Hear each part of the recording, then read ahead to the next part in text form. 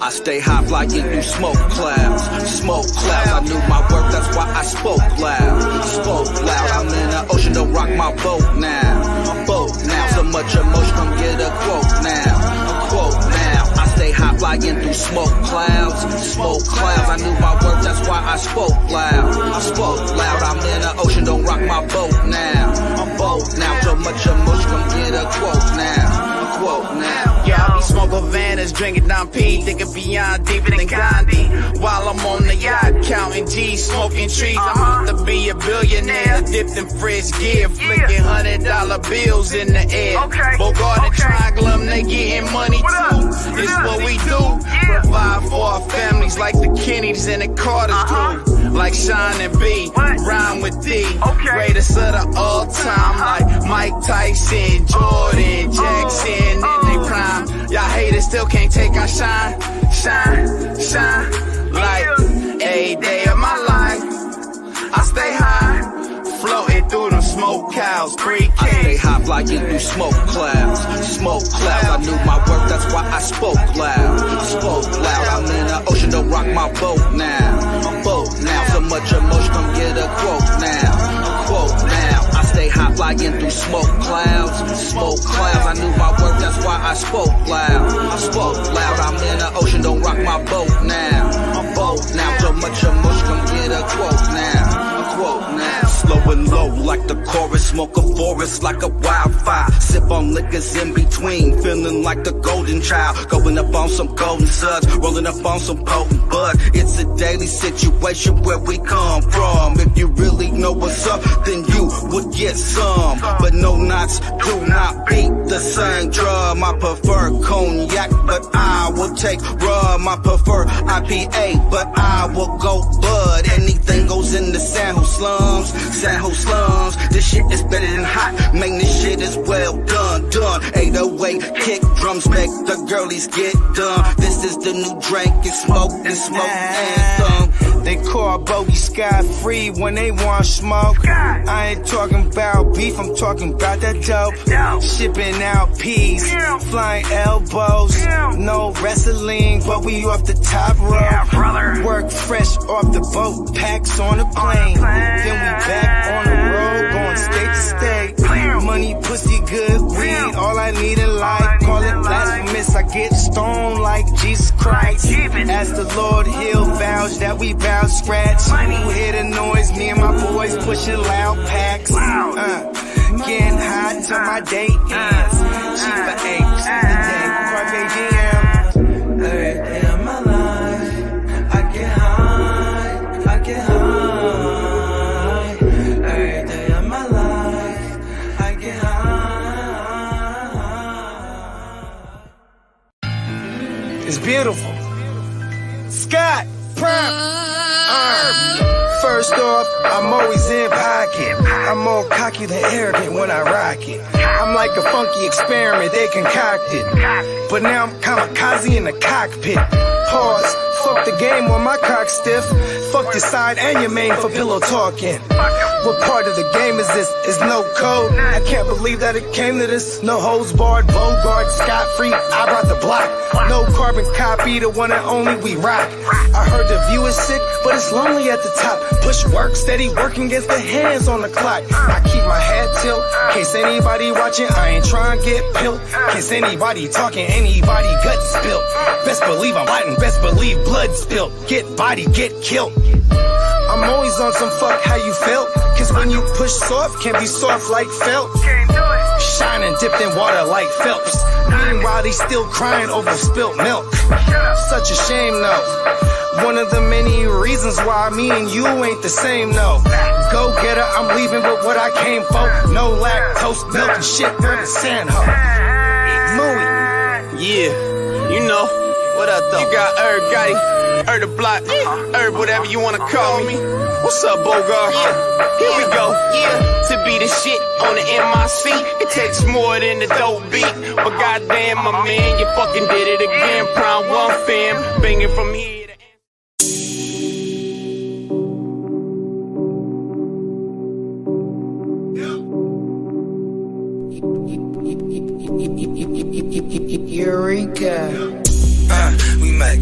every day, yeah. Yeah, we make plays every day, yeah. We make plays every day, yeah. We make plays every day, yeah. We make plays every day, yeah. Yeah, we make plays every day, yeah. We make plays every day, yeah. We make plays every day, yeah. What's going on, man? It's your boy Hard to Start JD, aka the fucking Guccini, man. And today, you know what it is, man. It's Playmakers Saturday, man. You know, we up early in the morning having our cereal, watching replays of some motherfucking preseason games from the night before. But we finna give y'all some motherfucking fantasy isms. So I'm finna start breaking down all the motherfucking special guests and the panelists that we got. Everybody is a regular, so y'all familiar faces. So the first one we gonna bring out is the hostess with the motherfucking mostest, the man behind the board, the motherfucking, the Godfather strings. He the puppet master. This motherfucker be pulling all the strings. He making sure that we all in this motherfucking making sure that we putting shit together, man. My motherfucking dog, the fantasy football Hus. Shout out to Cassidy with that hustle dance, man. My God. Oh yeah. Let's get it. Cereal and coffee, aka the weed. Let's smoke it up. Let's do it, bruh. 100%, man. You know, and my next guest right here, man, before we went live, I just heard him say something kind of like off the camera where he said he put the artwork together at 2:00 this morning.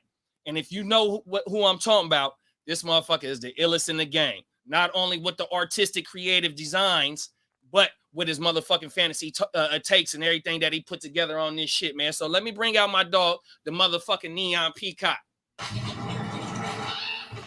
Yo, top of the morning to you guys. Almost wasn't on camera there for a second. Good to see everybody. Nice to see Clock Management in the chat. What's going on, brother? Nice to see all the usuals. Yes, sir. Yes, sir. We represent on here too. Good to see you. You're in for a good show this morning, everybody. Like Hus said, cereal and coffee. So let's get it on. Let's get it on, man. Before I bring anybody else, man, drop y'all 2 favorite cereals, man. Ooh, I gotta go with shit, dude. Like really, like if I'm gonna be serious, like just straight up, probably it's between like Lucky Charms and like Fruit Loops. I like that fruity sweet shit. Okay. All right. So I could go and I could take a big ass bowl right now, stoned as fuck. You got the Fruity Pebbles, man. Just get that rolling, or even the Cocoa Pebbles, or mixing both of them up together. Man, give me Captain Crunch berries for the win, man. Yeah. 100%. All berries. Oops, all berries. All berries, 100%. But just be prepared to have the top of your roof fucked up in your mouth, man. 100%. Then I'm gonna bring out my boy, man. My motherfucking dog holding down a whole motherfucking nation, man. 100%. You know what I mean? You know, this dude, one of the youngest in the game, pin game going crazy. You know what I mean? Takes is just motherfucking intelligent, articulate. You know what I mean? I don't know, man. My motherfucking dog, Spencer the Guru, man. We are the nation.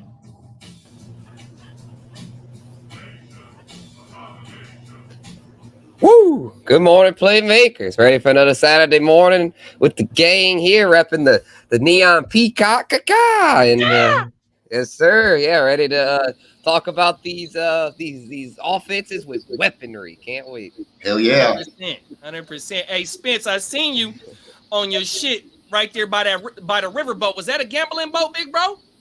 Yeah, I'm not sure what it was exactly. I was just chilling by the river and I saw like, look at that big old boat. I think it was like one of those like one of those paddle boats, like, barges thing. Yeah, where like tourists like get to look at the river and shit. Yeah, but that was pretty dope, man. The river boats, right? That was in NOLA. Yeah, so I got some homies that's from Jackson, Mississippi, where it ain't too far from NOLA, right? Yeah. And they would travel to New Orleans to go get on the river boats and do the gambling. That's okay, where Eddie that's DeBartolo, probably what it was. hey, that's where Eddie DeBartolo got caught up at, and that's why we got the Yorks in there, which is his sister's kid. Yeah. Oh, everything, bruh. Let me bring in my motherfucking Neff, man. This dude right here, another one of the illest in the game, happened to be one of the youngest in the game. gonna give you straight fire takes, Brandon. He gonna back up his takes with 100% facts. 100%, doggy. Let's bring in my dog AJ, man. How's it going, everybody? Like they said, I hope everybody has their bowls present. Bong bowls, cereal bowls, bowl cuts, whatever type of bowls. Let's get it. Let's get it, AJ. How's it going, Guru? Oh, my mama, man. And then last but not motherfucking least, man, you know, he said he was on fire last night, so I don't know if we gonna get the same one, because my dog, hey, there's never no dull moment with this motherfucking man, whether it be from his music created genius to the motherfucking fantasy created genius to the motherfucking knowledge with all the motherfucking movies and anything in pop culture, bruh. This dude, one and only, 100%. Can't be duplicated, can't be created, man. It's one and only Bogard Scott-Free.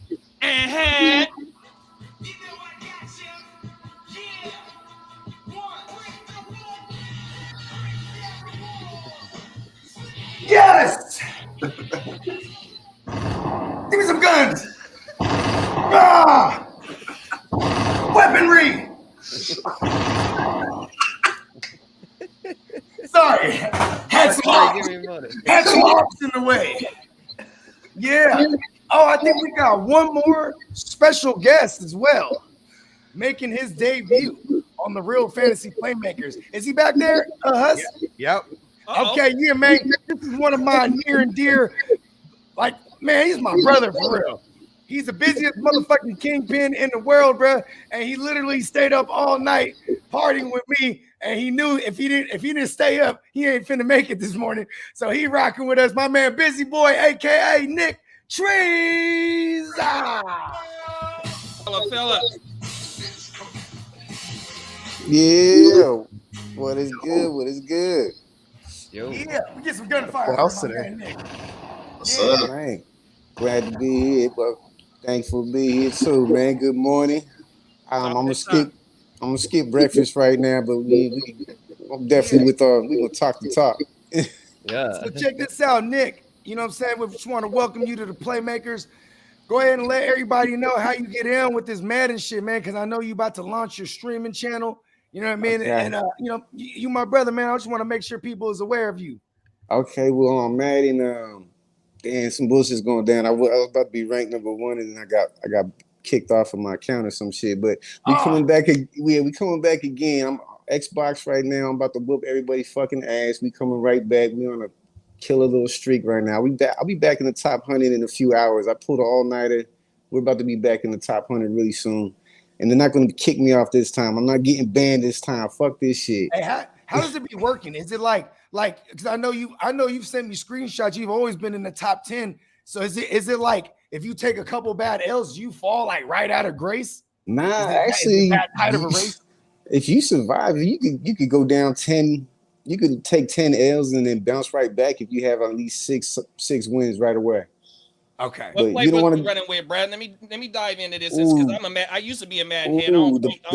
I just on GTA right now, no lie. Ooh, What I love playbook you GTA. running with right now, Big Brad? Let the people know. So I'm still running with last year's playbook, but I had to make an addition to it because they switched it up a little bit. But I just found out I just switched up some Don't shit. give them and your secrets though, Big Brad. Oh, definitely not. But, hey, Buffalo got it for offense, and then for defense, I do run with the custom book, but you can find everything basically in the Is it a multi-D scheme or you can find most of it in multi-D except for like one formation. Other than that, everything's multi-D in there. One more question, Big Brad. It's motherfuckers that do play that shit, and on my podcast, motherfuckers play. So drop your gamer tag to the people because we got a lot of motherfuckers that is on the Xbox. It's right there. It's Busy Boy, how it's spelled out. We set it up literally about 15, 16 hours ago, and we about to be back on top again. Yes, sir. Yes, sir. There's been a lot of talk in the community because some people really like how the new game come out because it's different gameplay. It got a little bit tighter with coverages. Yeah, Fuck all that. On this shit, I follow Eric Rayweather. It's a couple of Madden YouTubers I follow. You know what I mean? Yeah. On my mama. I just heard like a guy on TikTok that goes to the crib. The one that goes like that. That's the only. Oh yeah, I seen him. Yeah, for sure. Well, Right shit, on. you know, when it comes to taking things to the crib, that means we taking it to the house, and that means you scoring in fantasy. Today's episode, we talking about all kind of fantasy weaponry. You know what I'm saying? And then we'll also have my man Nick highlight a little bit about these college games, because he is also a college gambling degenerate. So, you know what I mean? He's right at home with us. And, you know, me personally not being too savvy at all with college, figured it'd be kind of cool, you know what I mean? Because it is Saturdays. You know what I'm saying? So before we get to the weaponry, Nick, what's a couple of marquee matchups you're looking forward to today? All right, since we ain't got no stats really to go off of right now, I'm gonna start it off with West Virginia and Pittsburgh, because Pittsburgh was only hot because of who? I think they had Kenny Pickett as a motherfucking quarterback, right? Was that him? Yeah. Is that confirmed? Okay, yes. Well, right now they said they're ranked number 17. We'll find out if they found a quarterback that could replace him. If not, they're gonna slip out of. You won't see them in the top 24 if they got that quarterback. The other one we did see another. It doesn't sound like it could be good, but Colorado State and Michigan. Big Michigan with Harbaugh, I think. Colorado State plays tough ass fucking games. They don't really stick around, and just because they ain't ranked right now, so don't be surprised they don't move up a little bit later in the season. And of course, you got the big game, Oregon and Georgia. We're gonna find out who's coming out on top in this one. We got they're saying 11 and number 3 right now. I'm sure the spread's pretty wide on that Michigan Colorado State. You thinking that's one that could be a good one? I mean, Colorado State probably won't win, but it sounds like they could easily cover. What is the spread? The spread with they ain't even listed nothing yet. Nah, 3 touchdowns, 2 touchdowns. They ain't got nothing posted on mine right now. I got to get up on the sports app. But and what is Bet.Nola got it at right now, Spence? I'm not sure if they have the college lines up yet. Because on Yahoo, it's 27.5. Okay. Yeah, here we go. Here we That's go.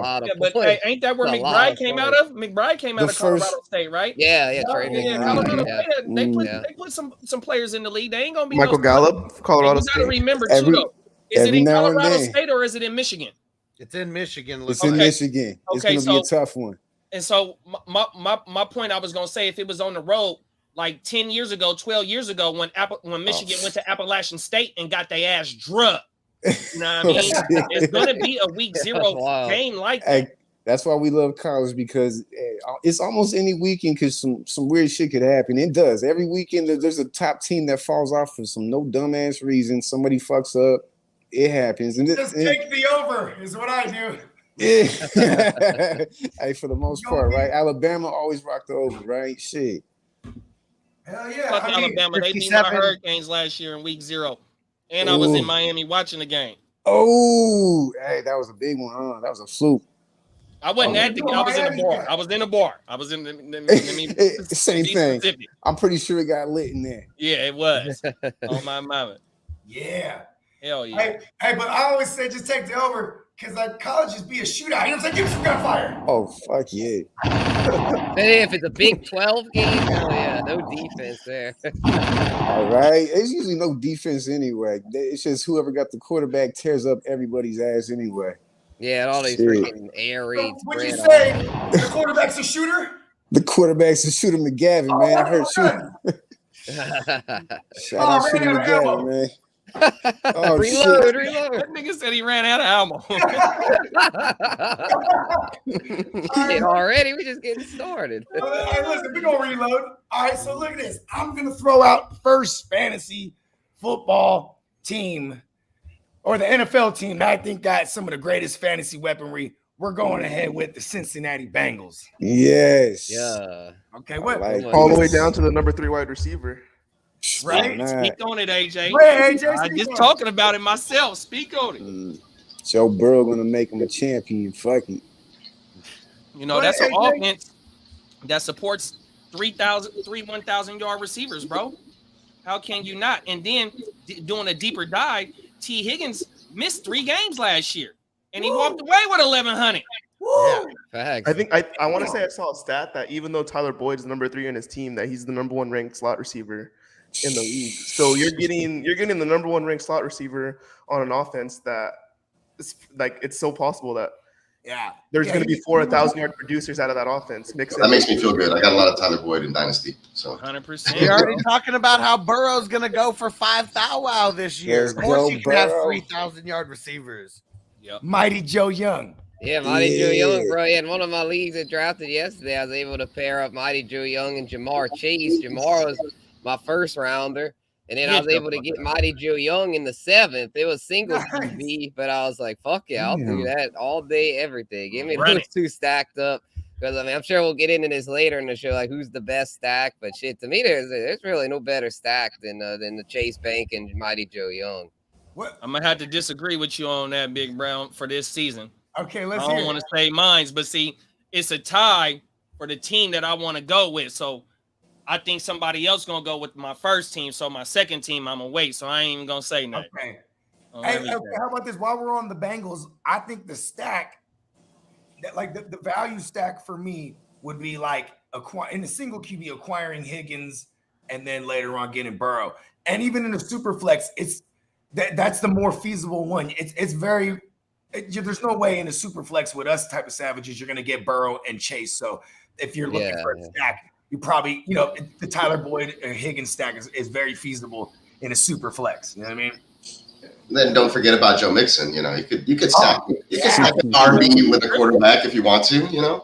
Every player on the team is one that you should want to have because it's next man up mentality in this league. So if anybody gets hurt, then it's a wrap. That next boy up is gonna eat. Yeah, listen, that'd be my one concern with the Cincinnati receiving corps, that behind those front three, they don't really have a whole lot. Their depth's kind of lacking. I mean, they probably got the best trio in the league, but their depth is not too hot. They got the other Mike Thomas, and I forgot who else, but it's nobody special. And these guys are so good. I don't even care if I had a chance to get Chase and Higgins on the same squad because Higgins just kept falling. I'm doing it, and I'm not thinking twice about it. Yeah, and that's kind of the premise of the show is that, we're in a day and age where it's such a passing league. You could have multiple savages from one team because, that the fantasy weaponry, I'm not mad at being heavy on one squad this year. More than ever.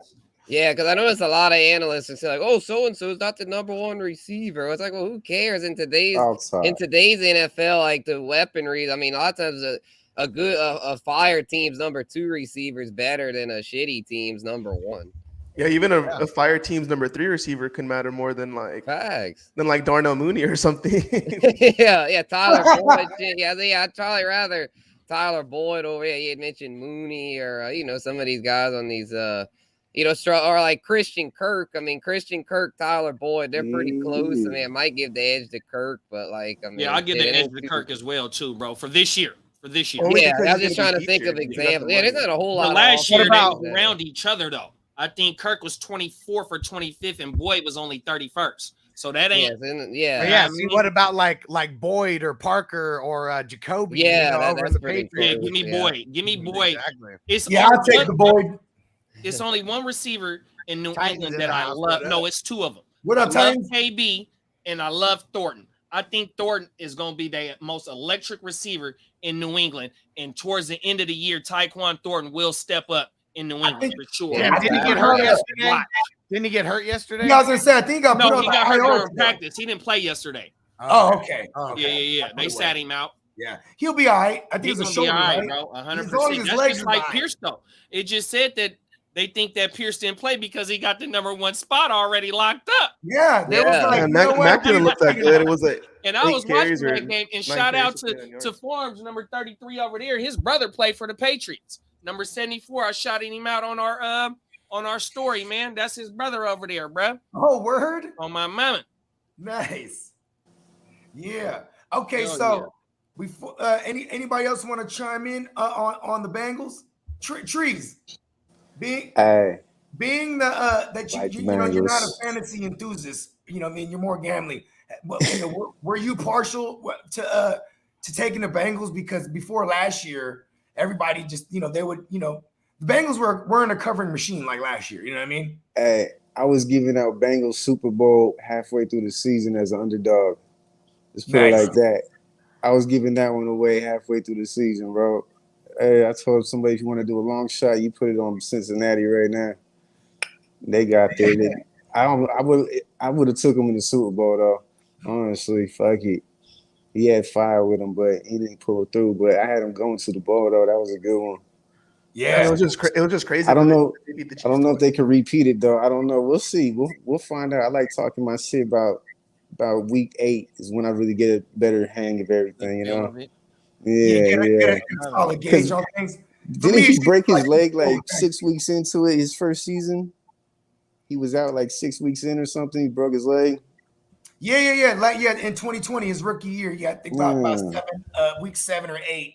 Yeah, horrible because he was already showing his potential right there. I liked him in LSU. He was. Oh he takes actually, shit serious. Burrow. Yeah, it's a little later than that. It was around I think week 11? 12. Or 11 or 12. Yeah. Oh yeah, and it was a torn. It wasn't a broken leg. It was like multiple torn knee ligaments. So it was serious either way. I mean, it was awful. But he shook back in a big way. Yeah, that was a big comeback. If he took that bowl, you would have had so many stories about him. But we'll wait. We'll see what his story happens to be. Oh yeah, his story's just getting started. Yeah, he'll have plenty of time. Hopefully he can have it be like Marino. You know, Marino went his second year, never went back. Hopefully he can go back and actually win one. That's messed up because I used to watch Marino too. Fuck. All right, so check this out. What you know about Marino, bro? I didn't see him, but I know of him, bro. It was fun watching these quarterbacks. The Youngs, Marinos, Aikmans. When Marino hit him with the fake spike against the Jets. Oh yeah, boom. Shout out to Antonio all the way in Italy. What up, bro? Yep. Hey. Ciao, Bella. Forget about it. All right, so check us out. Can we all agree? If you can't get your hands on any of this weaponry in Cincinnati, instead of having the icing, just have the cake, right? Have Joe Burrow, and you get all of it. You know what I mean? Yeah. And Hayden Hurst Helmsley, if one of these motherfuckers dies, he definitely gets into play because we seen CJ, the secret of the Uzuma. He came through, in some big stretches when Higgins was out. So whenever one of the three is out, I'm okay with Hayden Hurst Helmsley. You know what I mean? Okay. Who wants to nominate the next NFL team with a gang of fantasy weaponry? I mean, I got one. I mean, it's low hanging fruit here, but we can stay in the same conference and talk about the Chargers. Right, there you go. Oh, we got Herbert. We got Mike Williams. We got two young ascending tight ends and Parham and Everett. We traded Steven Allen, Guyton, Josh Palmer, Eckler. Right, yeah, fact. They got Spiller on the come up too. There. And shit, yeah, Justin Herbert, kind of like Burrow, his third year, 5,000 yard passer. They got so much weaponry there. And with Palmer, I'm glad you brought up Palmer because he's probably gonna be like their Tyler Boyd as far as like the three. That's the value stat I want. He could actually play with Keenan's normally the slot guy, so he could get out on the outside and do something there, as long as he beats out Jalen Guyton, which I think he will because Guyton. I think he's ahead of Guyton. He might have already had. Yeah, he'll be ahead of him. So I think he's a sleeper. And then BMW, bro, he still gets slept on. Big Mike Williams. What kind of BMW is he? he's a 745, you know what I mean? The big old one. Is he an M series or is he just a regular BMW? That's what I wanted to know. We're gonna give him the 7 series, you know what I mean? The old school old metal body. But my thing though, bro, with the Chargers, we already seen it on film last year what the offense gonna do, right? With them getting JC and Khalil is gonna be able to create more opportunities for this offense to flourish and put up more points, bro. It's going to be a lot more opportunities for them to be top fantasy relevant players there.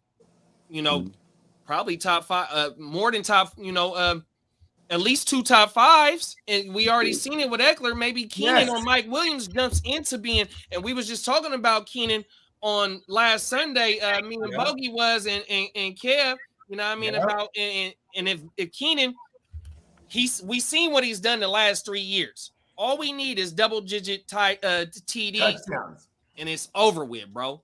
Because he's getting you that 100. And then the cold thing is, one more thing about Keenan. I seen the boy on I Am Athlete. They was down there packing Brandon Marsh, and Keenan like, man, I'm number 1. Right. I'm number 1. He's like the only receiver to be like that. Example. This is I'm the number 1 doing his own work. You know what I mean? He says he gets asked to do more than what these other dudes is doing because they're able to just be whatever they can do for their team in one thing. But Keenan is all over the board. So if he get them double-digit TDs, what else is there to argue? 100 in a thou out. And double-digit in TD. Oh, shit. Yeah. And with that defense, it might happen. Because if you getting turnovers on the opposite end in they red zone, you already, or just anywhere in good field position with offense that they got, they can score from anywhere on the fucking field. You ain't lying, big bro. And he got hella mustard on that ball. You know what I'm saying? So the deep game is always in effect. You know, 4 wide receiver sets you could be hitting off Ninja Guyton way down the field because you're gonna have, you know, Allen and Palmer and BMW. Just, I mean, this is. I didn't really think about the Chargers having the weaponry like that until AJ brought it up. It's pretty steep over there. You know what I mean? Fucking Form is. I didn't know that motherfucker is 6'7". He's 7'6" in my book. 7'6". Yao Ming out there. I'm dyslexic. We got Yao Ming at tight end. Yes, sir. It's a 70-30 ball when you throw it up to him. You know what I mean? It's a 95-5 ball, bro. Just go stand up somewhere. He just you see what Nico did last night, though, huh, Peacock? Yeah, definitely did. He played very well for the first half. He played 2 quarters, and even though the offense kind of struggled a little bit, I mean, they played the Rams, and they were a really good team. So I think that, you know, they finally got it together. Mills got a good drive. Once they started taking shots down the field, it was like, just let him do what he does. Let him take shots down the field, and they were successful. So Collins looking like the man. And then I want to see Mills and Pierce on offense together, but I don't think we're going to see that until maybe week 1. But that would be nice because you'll have a running game going, and that'll allow Mills some time to, you know, pick his poison and take some shots downfield. So it would be nice to see it all together maybe next week, but we'll see what happens. Because like we mentioned earlier, Pierce sat out last night. But yeah, Nico looked really good, really strong. 50-50 balls were all his. You know, he boxed people out. So he's poised for a breakout, I think, this year. So I like my boy Nico Collins. I have a couple of his autographed rookie cards in my office, so I'm pumped about that. That touchdown he caught, they scripted that because it was a penalty before it, or they called timeout. Somehow it was Dorsett caught a 32-yard like little catch on the sideline, and then there was a penalty on top of it for helmet to helmet. So that added 15, and then they were 18 yards out, and they just threw a fade, and it was all good. 6'4", and that's like I was talking about Form. Hey, Nico that big? Nico's 6'4". Yeah, he's 6'4". Wow. I thought he was huge. like 6'2". Damn, so he's killing that fade. Hey, bro, you should have seen it, dog. And he had several other catches early on as well. Like, he was the go-to guy with Cooks not playing, you know. So Mills was looking. Look at all his highlights from last season. Most of his highlights are going up and getting or making freakishly athletic plays. Yeah, he's so happy I got Nico in a gang of these dynasties. Hey, and I just gave him away to Steven. He said it right there. Thanks for giving me Nico, my man. I hit him. Hey, right when I seen the touchdown, I hit the group chat like Steven, man. I'm madder than a motherfucker. Hey, Hus, can you renege the trade, bro? Man, and Titans found some news for us. Bro. He said Adam Schefter just posted that Thornton injured his collarbone and there's no timetable for his return. Okay. Oh, shit. And that was part of the trade too. That was part of the Nico trade too, bro. Yeah, and shout out to our man, shout out to our guy Lee. I know he put it in one of the threads earlier, man. He's our main guy out there in the streets, getting all the news. I think I did see something with the IR. He might be, or they said he might place him on the IR. For Thornton? Yeah, but you know, Hey, Hush, you got the crying Jordan emoji on thing. I got him in a few dynasties, I think. At least one. I could hit him with a 21 gun salute. Right, you fuck it. All right, well, I get to the next team. I'm going to take us over to the end. Hold on. So, Clock asked if we could stay in the whole AFC West to start. Okay. Yeah, I was going to do that, but once somebody else is going to come back to one of those teams. Okay, I thought I'd give some love somewhere else, if you don't mind. I mean, who we go with? Clock. Let's go with the Broncos. It's more fun than the Chiefs right now. Yeah, okay. Oh, corny ass Russell Wilson. He finds himself in the Denver Broncos. Hey, let's ride, baby. Let's ride. Broncos country. You already know what it is. You know what I mean? Hey, you got to play the Montel Jordan song. Let's ride. All right. I got a Let's Ride graphic up on the website with his face on it, so go check that out. That's funny. Hey, I ain't gonna lie. I'm not Russell messing with Wilson you right now, Russell bro. Wilson is all the way the fool with it, bro. When he walked out of his house, and it's so scripted, but he act like he's there you are. Hey, Broncos, you already know what it is. Let's ride. He walks past the Bentley and the Rose, and he's like, which one should I drive? You know what I mean? Like, it would have been dope if he hopped on like a horse and buggy right there. You know what I mean? With the fucking the reins. Yeah, the reins. Hey, he need to go take a picture on that blue thing that's in front of the motherfucking airport with his Illuminati. Everything. They got the blue Illuminati horse in the front of the airport. Yeah, they do. All It's through weird. Denver. That's all Illuminati shit through that motherfucker. You better stay away.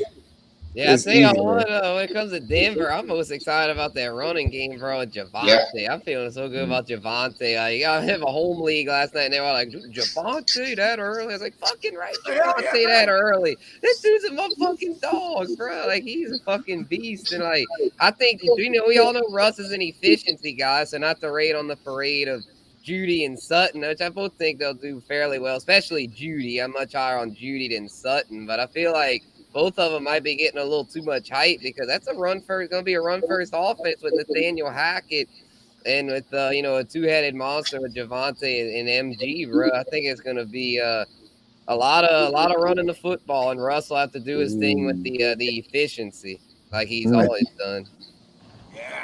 What I'm most excited about is to see who emerges in that Tim Patrick role, because with KJ Hamler's speed, I think that him and Russ could be pretty effective together, honestly. Yeah, if he's fully recovered from the ACL, that could be nasty. I like Javonte, but deep ball thrower in the league. You got the homie though. But I feel like Melvin Gordon has that camaraderie with Russ, so I feel like I'm gonna want to take Melvin Gordon like in the 10th or the 11th. I'll have you know, Melvin Gordon thinks Russell Wilson is corny. That's funny. I retract my statement.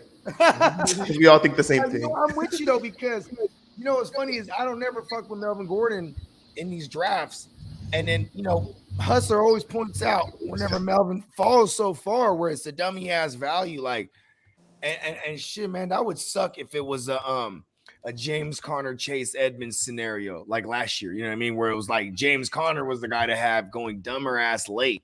You know what I mean? While people were going in for the Chase Edmonds and whatnot. You know what I'm saying? Like the difference between Javonte and Melvin Gordon's draft capital is vast. You know what I mean? So, and it goes the same too. If one dies, the other one is stronger. But we all know at this point in Melvin's career, giving him limited touches is how you preserve him. You know what I mean? And even Yeah, though I feel like Javonte is much more talented than Edmonds. Oh, for sure. No, definitely. I agree with that. But even though it was with a different regime last year, the film is on film. And Tate 33 was the number 8 overall PPR back, even though they don't give a fuck about PPR. You know what I mean? But the production showed that he was that guy over the last 8 weeks. Yeah, he was like so they're going to get him the fucking ball. He was like the 1B for the first half of the season, and then they really just kind of split over the second half. He's about to be the clear-cut 1A, but I know Melvin Gordon, he is going to break off some big touchdowns, and that's going to be annoying as fuck for the Javonte crowd. That's your Geico policy too, though. If you invest in high in Tate 33, you better go get MG3.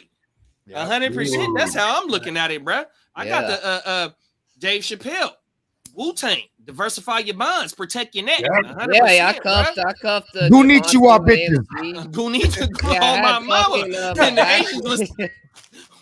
Yeah, I forgot what my back. That shit was funnier than a motherfucker. And the Chinese delegation drafts the Wu-Tang Clan. Yeah, Javonte, Travis, and AJ Dillon, and then cuffed Javonte with Gordon as RB4. So I was feeling good about that. You said you cuffed AJ Jones, Aaron Jones, and Dillon? No, Javonte and MG. I was finna say, bro, you invested high. Right, yeah. If I could have had Jones instead of Ethan, I may have done that, but Jones is already gone, which is probably good. I wouldn't have wanted 4 backs from 2 backfields. Have been like, holy shit. But those are the backfields. If you're going to do it, the Green Bay and Denver, bro, those might be the top 2 1-2 punches. Speaking of running back weaponry, they fucking got it. Anybody who has the balls to get Aaron Jones and AJ Dillon like on a squad, but they're going to be killing it. Like you're playing both every week. I have them together in a dynasty. It's cool. Yeah, it's kind of like the Chase. You got them in a thing, I feel like. Yeah, I play them both. Ain't bad to have. Hey, I'm not mad at playing AJ Dillon and Aaron Jones because you're gonna, you know what I'm saying? It's that I think will be the focal point of that offense. But going back to the Broncos, I'll start both Javonte and Gordon. I've done it before, you know what I'm saying? Until I see otherwise, where it's like a 70-30 split, because it was closer to 60-40 last year. And when you look at now, you have Nathaniel Hackett. You look at the splits between AJ Dillon and Aaron Jones last year. It was strikingly similar. So you know what I mean. And it could be a 1A, 1B, not so much a 1-2. You know what I mean? Well, and the track record should give motherfuckers hope of taking both of them because where he come from and the players he just had in that system. You know what I mean? So you shouldn't be scared of taking neither one of these boys. 100%, whether you want to pay the high price for 33 or if you want to go play the lower price for MG3, but yet you do want a part of this offense, even though the offense didn't produce, 4,500 or 4,500 yards, but it's fit to right now though. You know what I mean? And if Burrow only threw for 4,500 yards, so if Russ threw for 4,500 yards, everybody eats beat. Broncos haven't had a good QB since Peyton Manning. Like they've been just waiting. I remember that year with Demaryius Thomas. Alex You got to identify the motherfuckers that have this shit on paperwork, bro, or on film. Okay. Any love for Albert O? Hell yeah. No, yeah, I like that's some love for Dolchich. I'm not talking tight end premium, but he definitely could benefit. Does anybody know how to pronounce his last name? Fuck no. Hell no. There's no disrespect, big bro. It's just that's why we call him Albert O. Hey, the highest grade I completed was the 10th on mathematics. I'm with you. That's you know the Look at me now, world. Mama, look at me now. All right. Before we go on to next team. Well, hold on real ahead. quick. So Chase, he's got a question in here. He said, how many RB rooms are there where you feel comfortable starting both? So not rostering both. He said starting both. Yeah. I'm going to go with Green Bay right there. That's 2 of them. Green Bay and the Broncos. And Denver. Nick, Chubb, and then Chubb and Hunt. Zeke and Pasta. Hunt might not be here this year though, bro. What's up? Hunt might not be there. There's still a possibility they ship his ass out. Did you say Zeke and Pollard already? Yeah, Zeke and Pollard. Hey, Houston better not trade for him. I'm gonna be so hot. I got Dameon Pierce everywhere. Man. And Chase, he put the pronunciation in. Okuwe Bunem. Shout out to Chase. Albert Okwebunam. Hey, but see, look. What about Ramondre? Him the boom. Hold on, y'all. Yeah, I can see that one. The whole game right here, right?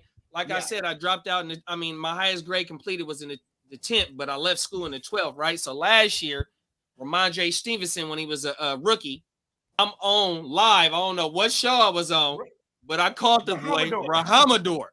Yeah. Hus was known calling him that. You know what I mean? Bogey call him that. Hey, his new name is Rahamador. He's Muslim, bro.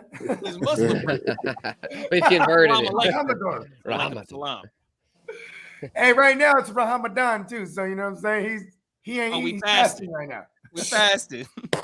Hey, how about okay, yeah, I'm not mad at the Patriots one either. I mean, if I had to go down the rabbit hole after while I was watching the game yesterday, and I was like, why? Not only are they, for Mac Jones' sake, because he was successful in his zone run scheme, but like I didn't know that like when you look at the average yards per carry for Stevenson and Harris on zone run plays, it's far greater than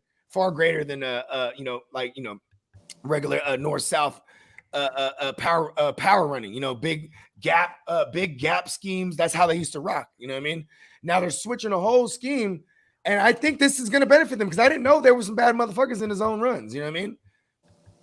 One thing when they said James White retired is that fucking Rahamador was taking snaps at the James White role. Yeah, he is, and that's why, to AJ's point, I think both are startable because Damien's gonna get the early work, and Rahamador's gonna get that third down work because Pierre Strong, they said, has been looking like a ghost. And I have a feeling that they're gonna sprinkle in the passing game a good amount, to be honest. They call him the Invisible Man, Pierre. That's what I'm saying. Yeah, that ain't good, bro. Yeah, Ty Montgomery's taking that role from him. I have Pierre. Montgomery scored last night too. So I hope they made sure Montgomery got that touchdown on the goal line. There's a little bit of draft capital, and he was a 4th rounder, so I would think he would make the roster. But man, I don't know. It's getting a little worrisome though. Okay, let's go back to this Russ thing real quick before we move on to another team. When we're talking about Russ. And single QB, super flex, whatever it is, who we take? Are we taking Russ over Jalen Hurts? No. Okay. Are we taking Russ? Fuck that. Hell no. I'm taking Russ. Oh, okay. I'm with you. I'm with you there. I'm with you. TDs this year. I've came around to Russ in the past 2 weeks. I went from ranking him as an RB2 to now I think I'm like over. I don't know if it's that corny video, and I was like, I like Russ. Give me Russ, bro. Russ he could throw for 5,000 wow this year. Okay, Russ or help me out here, guys. Russ or Dak Prescott. Okay, Russ or Dak. Russ, give me Russ. I'm taking Dak. I'm taking Dak. I'm probably going to take Dak, bro. Because I'm telling you, Russ is still going to be an efficiency guy. I don't think he's going to be some high volume passer in Denver. Facts. Okay. Hey, how about Bogey? How about how your man Trey Lance gonna do? Because I'm hearing a lot of stuff, man. Yeah. I haven't got to see no games from him, man. He's the best quarterback we've never seen. I can't wait to see what's about to happen. It's either going to be really beautiful or it's going to be like really quick. Here's your 15 minutes and he's done. I'm with you. I've been saying this is that if we get success, it happens now because they don't know what they finna get hit upside the head with. Yes, and then a year later, they will adjust. Expose them. Yeah. You know what though? My biggest thing is he might be a little inefficient as long as he don't turn the ball over or try and force plays because he has everything else around him. Running backs, we called him Forns. Wide receiver, we called him Stallions. 100%. He got Stallions on the outside. He got foreign cars. And then they said that the joint practice that my boy Eli missed, Ty Davis Price on Wednesday was looking like the hottest thing smoking, bro. So we got so many foreigns. You got a foreign Rolls Royce truck, then you got a Porsche Mike Lowry in the first. Hey, give him the Porsche Carrera. Hey, give man, him the Carrera. All types of shit in the backfield, 100%, brother. We coming. Hey, let me stop on the Niners. I'm a big fan of it. Again, you know what? Let's not talk about the Niners. We'll get to them because we're definitely going to talk about the Niners. Okay, but so real quick with Russ, just to close that up. Like the reason why I wanted to ask which QBs over Russ was because, losing Tim Patrick, you know what I'm saying? That might support Spencer's case more because now it's like, all right, now we're going to go more 12 personnel instead of 3 wide sets. And, the 12 naturally means that we're going to run like shit. You know what I mean? So there is that. But the play action in that system is going to be nasty. We're going to have to depend on the efficiency. I pencil him in for about 530 pass attempts. And I think that's good for high-end QB2. And he's easily a back end QB1 if he's getting like 35 touchdowns. You know yeah, if he had the tugs come through, which he generally is able to do that, get those tugs like 30 to 35 tugs. Yeah, he'll be like a backdoor QB1. I'm not saying to avoid him completely. I was just saying over the ones we had mentioned. But yeah, no, I still think he's gonna do pretty well in this offense. Definitely an upgrade over Seattle. All right, let's get to. One more thing about Russ, and I'm gonna drive it home. I'm sorry. No. You said 530 attempts, 350 completions. One of the efficient quarterbacks in the league, bro. And he's done that already before. Let's do it. Wow. I didn't really right when you sound like, yeah, he has done that. I mean, and he is a Sagittarius, so things are repeatable. You know what I mean? You know what I'm saying? We do man. Let him know, man. I think that flew over their head, but it's all right. You know what, man? I think we're not we're not shadowing that or highlighting that enough, right? Russ is a Sagittarius, you know what I'm saying? And Nathaniel Hackett is like, yup, he just came from a Sag. You know what I'm saying? It's a real thing. You know what I mean? Okay, so let's get to the Chiefs or the Raiders. Because the Raiders are kind of interesting here. They got a lot of weaponry all of a sudden. Yeah, I'd say let's get the you want to get the Chiefs out the way. They're a little more because I know they're not as exciting, but I just want to still make the case that Patrick Mahomes still a top 5 quarterback, Travis Kelce still the cream of the crop at tight end. Hell, even their running game with the Pacheco kid emerging could be interesting, and then Juju I think he'll do pretty well. MVS will have his moments. Sky 2Y Hardman could pop up here and there. It's going to be kind of frustrating for fantasy, I feel like, outside of Kelce and Juju, but there's definitely still some points to be had here. And Mahomes, we know what he's going to do. So don't sleep on the Chiefs, man. They're still going to be among the best. What I have to say about the Chiefs is I'm buying Mecole as low as I can every dynasty format because I think, like, how are you going to play two players that are virtually exactly the same? Tyreek Hill is just better. So I just think that Mecole has a chance to like actually flourish in this offense and have a shot to actually be that guy that Mahomes looks for and crossing the field. I mean, shit, he got hurt in a red zone drill. So that means they was going to him. He's in there in the red zone packages.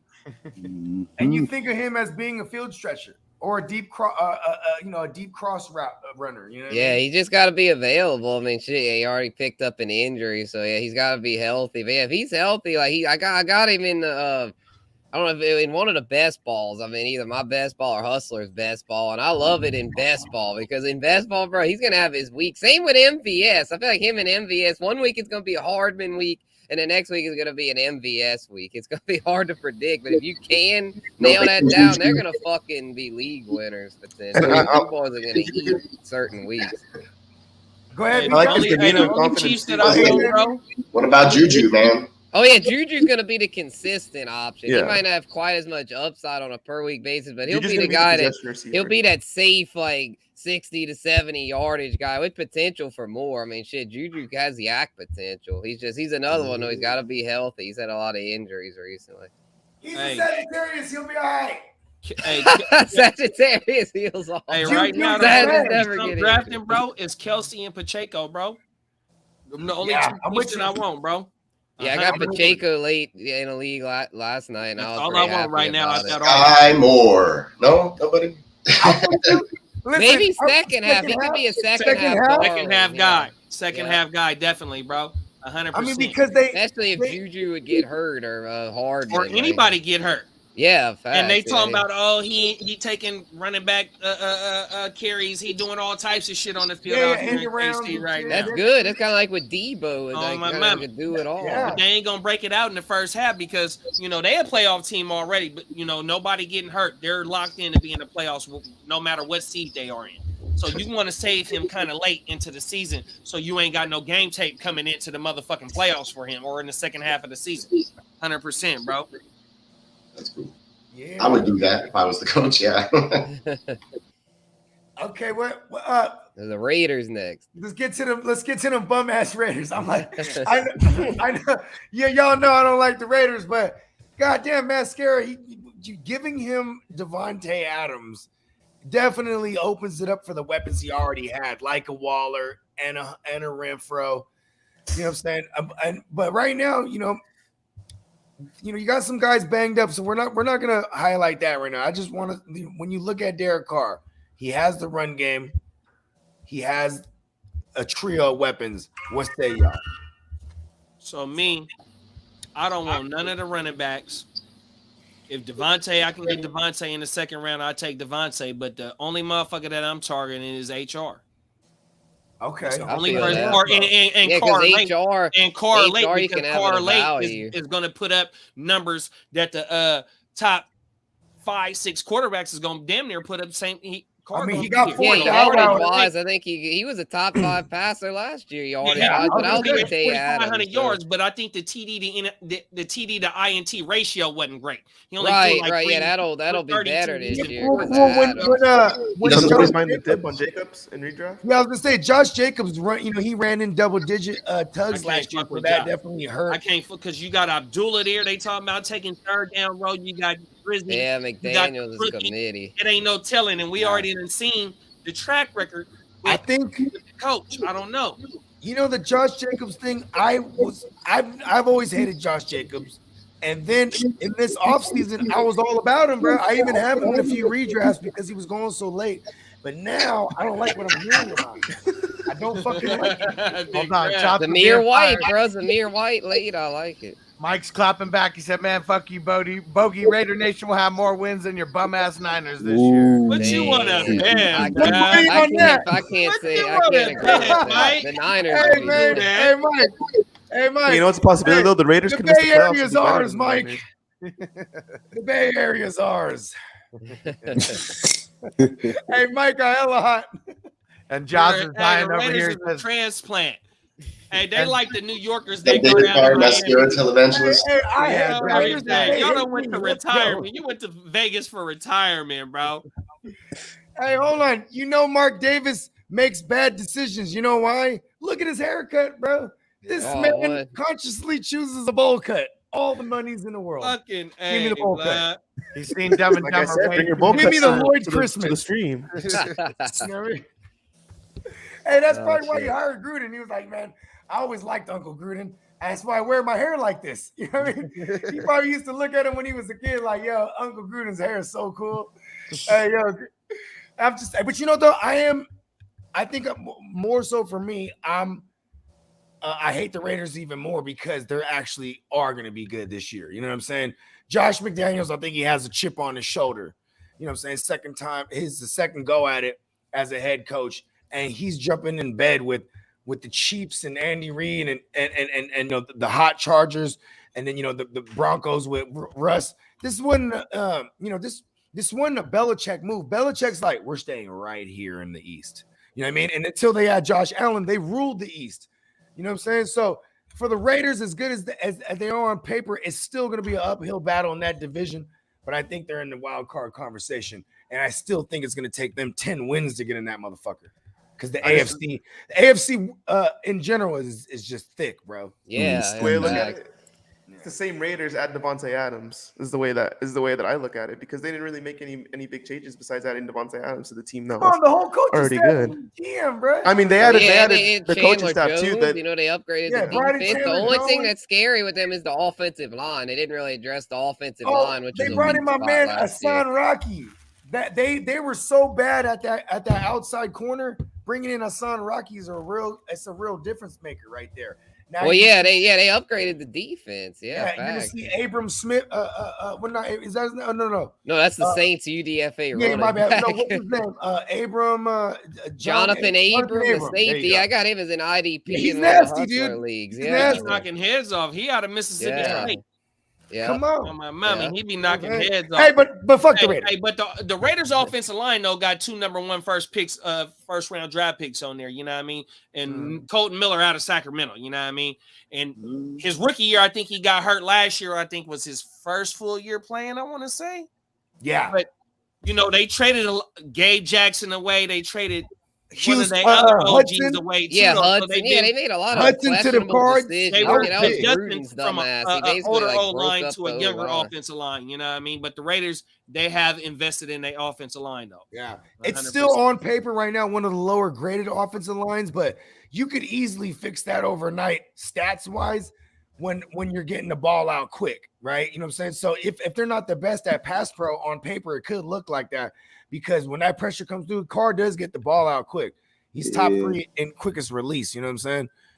Not Phillip Rivers status, though. You know what I'm saying? Because that's why Phillip Rivers has 11 kids. You know what I mean? But when you got 11 of them, you got a whole defensive squad or a whole offensive. Hey, the wife, she knows when she's pregnant. Hey, he busts in her and she's like, "Yep, I'm pregnant. Babe, I'm pregnant right now." Right off the rip, huh? She checks her pulse. She's like, "Yep, I'm pregnant." Fucking hey. Okay, Derek Carr or Russell Wilson. Ooh, that's tough. That is tough. Carr just based on I can get Carr later. I'll take Russell. Yeah, Carr's better value, but I think just head to head, like at the same point, probably still Russ, because I think Russ could still run a little bit this year. And another thing I want to throw in there, I'm fading Waller. I just don't fuck with him. I'm with you on that. I'm fading too. Give me Schultz over Waller all day. Yeah, I'd take Schultz over Waller, but I'm with that. Schultz like about to get 100. He's about to get 100 receptions. He's on the cars. He has to. There's no other way that offense can flourish if Schultz doesn't get 100. Yeah, Schultz is so slept on. Man, I'm almost thinking now. I'm almost at a point Schultz over Kittle. Hell no. On that.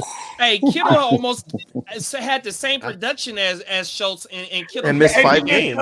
Yeah, missed 3 out of 8. You can't disrespect Kittle like that, big bro. Don't do that. I'm just saying, Kittle has tickets to the hospital.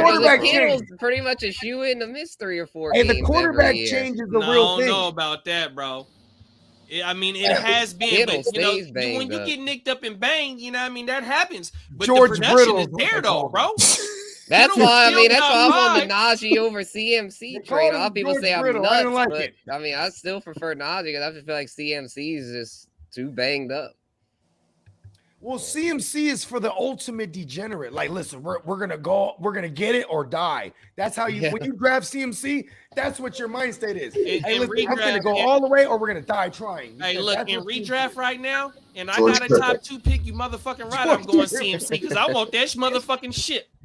If CMC give me 12 games, I bet you in 12 games he outproduced Najee in 12 games. Especially if you give me but Najee's gonna play all 7 of those 12 in the playoffs. And the cold thing is if CMC plays 16 or 17, give me the 30 points per game easily.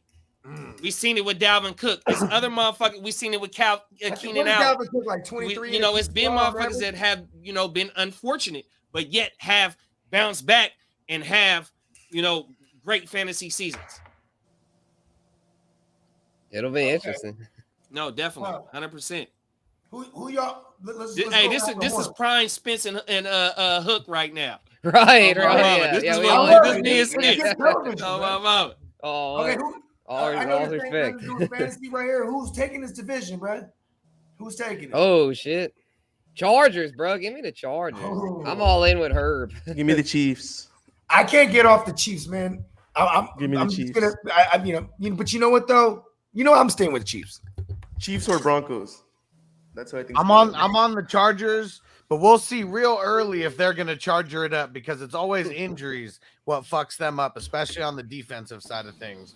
Wait, hold on right quick. Yeah, their defense blows after a certain time of the year and just can't stop anybody. I'm going with the Raiders right there. Okay. That's Kev Pop's jersey right there. I'll say the motherfucking Raiders to go ahead. Give me Max Crosby. Give me Chandler Jones. Getting to the motherfucking quarterback, bro. Perryman. They got kicker, bro. Perryman out to you, bro. But he was in San Diego too, though. I got a couple Charger fans up here, so they let me know. Oh, we got Denzel Perryman. The Niners could have had him, but they took Jacoski Tart. Woo. Trust me, I know about that. But you know what though? We ended up with Aziz and Warner. So you know what I mean? We're pretty good. And Dre Aziz is a underrated linebacker, bro. Hey, listen, Aziz give me balling his ass off.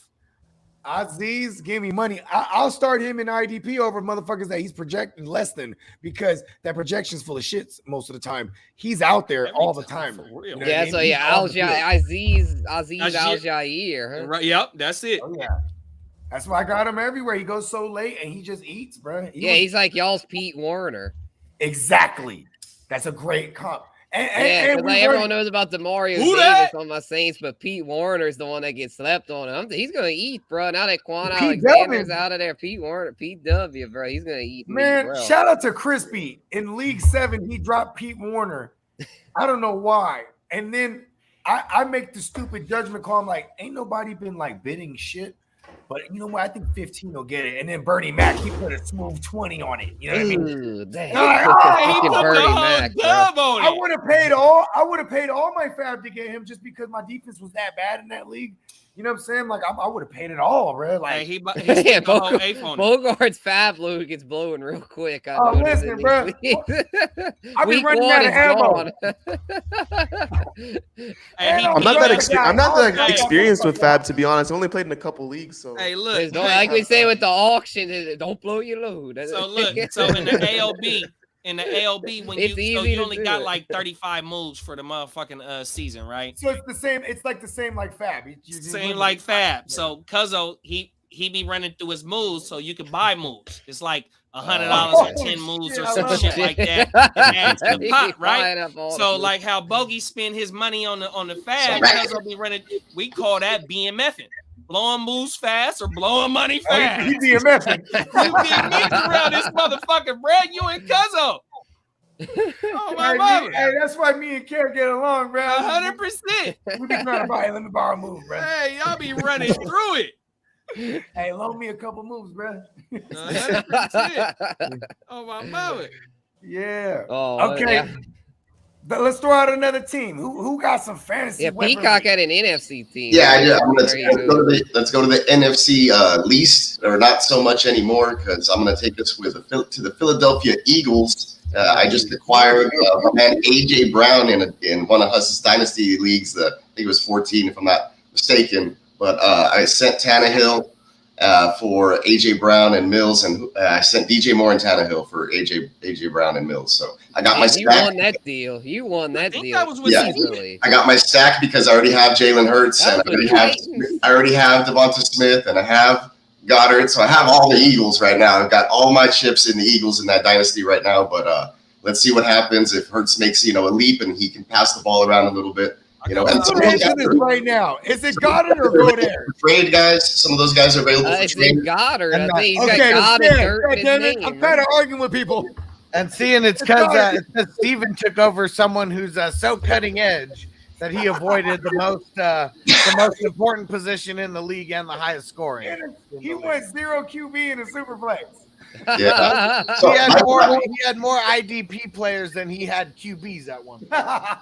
So I helped him out there with that trade, but at the same time, I got my guy there, and AJ Brown. I think he's gonna, be pretty special there in Philadelphia this year. In my home league last night, I stacked up Hurts and AJ Brown, and I felt pretty good about it because as I waited on a QB.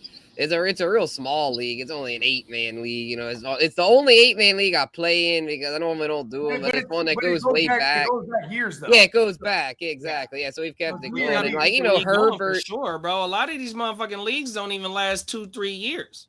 Right. Yeah, that's why I value the ones that I've got to be in it for the longevity. Yeah, facts. Yeah, I got one. Yeah, the other one. It's a 12-man league. Shit, we're coming up on our 10-year anniversary, and now I call that one the Guru OG league. Oh my mama, the league that I commissioned, we this our 11th or 10th or 11th year at the least. My mama. Yeah, hell yeah. Yeah, I'll say, go back to the Hurts point. I got him hella late because, Herbert, Mahomes went early and shit. Burrow, the Allen, the top 4. But then after that, it was kind of a drop-off. So it was like the 9th or 10th round. I had my skill position stacked up, had Schultz. I need a QB. Give me Hurts, bro. And I already had A.J. Brown, so I'm going to stack these boys up. And I think that Eagles attack's going to be better than people are thinking. I mean, some people are hyping it up. It's kind of one of those things you're either on one side or the other, but I've always been an A.J. Brown truther since his rookie years. I'm going to go on the side that they're going to fucking eat, bro. Give me A.J. and Hurts stacked up. I think that's going to be hella nice. The Eagles I'm buying this year are Goddard and Gainwell, mainly because I think Sanders is going to die and Gainwell's going to – I have Gainwell. Sanders already has right now. I have Gainwell in so many leagues. It's awesome. Feels good. I was just holding on. I know. You got Russ. You got Russ. I remember. Hey, damn, low key, they got a gang of weapons over there, and Hurts being a weapon himself. Devontae Smith, bro, he was a Heisman Trophy. So look, let me give you a stat about Devontae. Let me give you a stat about Devontae. Yeah, tell us about 64 receptions and 800 yards. Run that back, big bro. Say that again. It was like 64 receptions and 850 yards, 800 yards. Damn. They left so many like now just imagine more efficient targets. Yeah. And now he got a true number one on the opposite side of him. Yeah, Hurts can be a little more accurate, man. It's gonna be interesting with that guy. Oh, man. How do you feel about the Smitty, new look bro. Eagles? I like Smitty on the low, bro. And AJ, and see the cold thing is Bogey and Cuzzo enlightened me about where Keenan is getting drafted at, and Keenan and AJ is around the same draft position right now, bro. So if you can go get Smitty in the 6th, 7th, 8th round, wherever he getting drafted at, you might got a little bit more action at Smitty and AJ Brown, kind of like hovering around the same finishing at the same, at the end of the year, around the same numbers, and you get him a little bit later, bro. Smitty got production in his rookie year, bro. Hell yeah. Hey, he's part of the fraternity because he was on one of my championship squads, man. Shout out to the Slim Reaper. You know it is there. That's right, the Slim Reaper. Yeah, he's smooth with his route running, and there was a lot of games because I had Hurts and Smith in a couple of redrafts as a stack last year. And man, there were so many like, he just missed that deep touchdown pass, like fingertip stuff. So if they can connect this year on stuff like that, he'll break 1,000 yards. I think they can do, especially with AJ Brown coming and just taking the heat off. He'll have softer coverage and he can get open.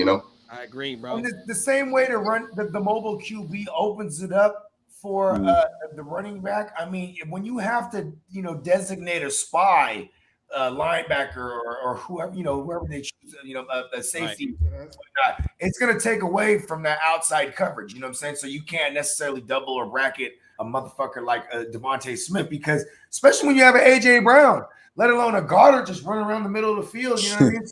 It's gonna be real interesting, man. How about this? Jalen Hurts with the rushing or Tom Brady? Give me Brady. Jalen Hurts with the rushing. Give me Brady. I think Brady's top 5 this season. I'm not talking about our QB premiums. We're talking about for the masses that play like. You're gonna have to take Tom Brady. Tom Brady finished third.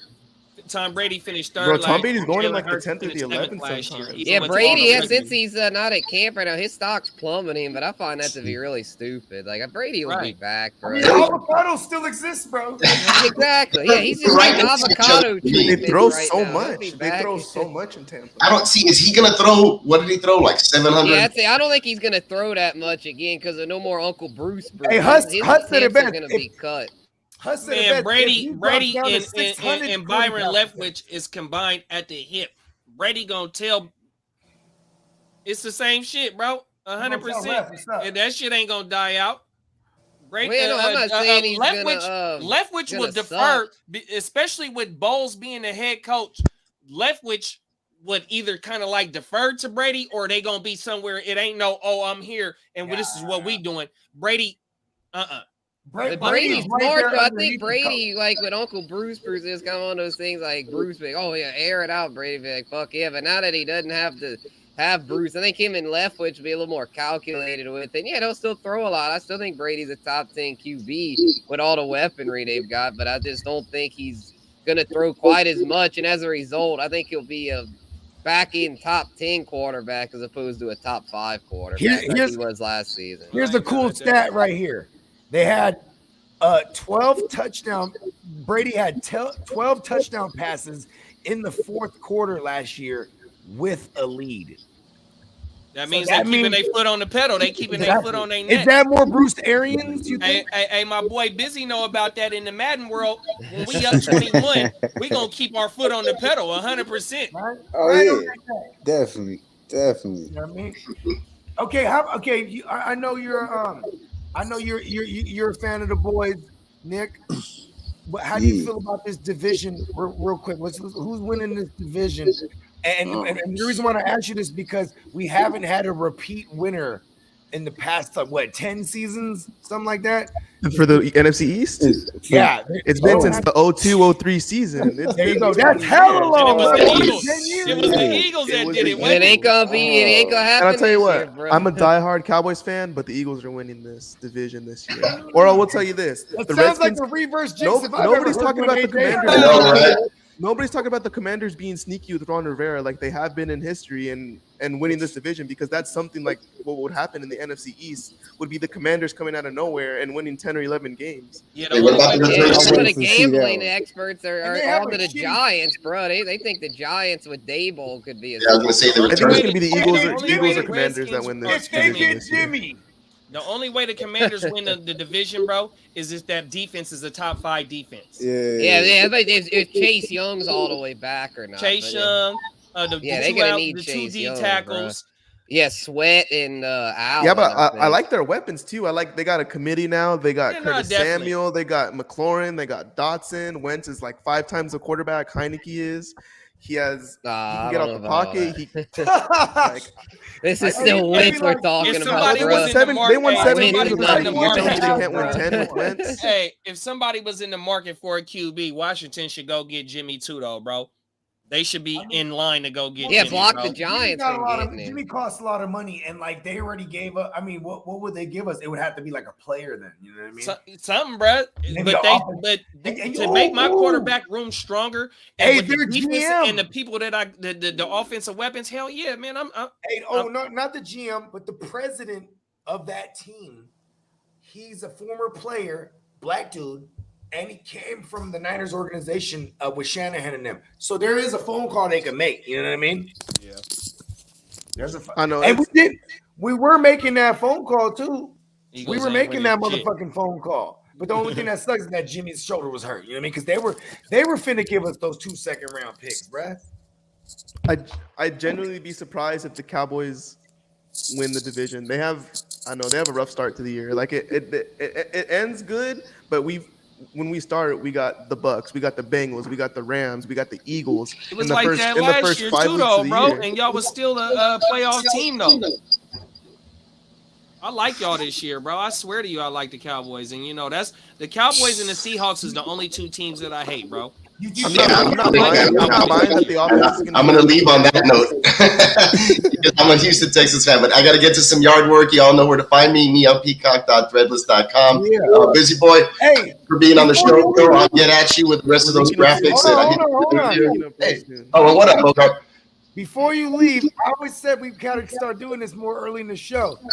Show them some of the gear real quick, man. Not just Oh, yeah. On a share screen.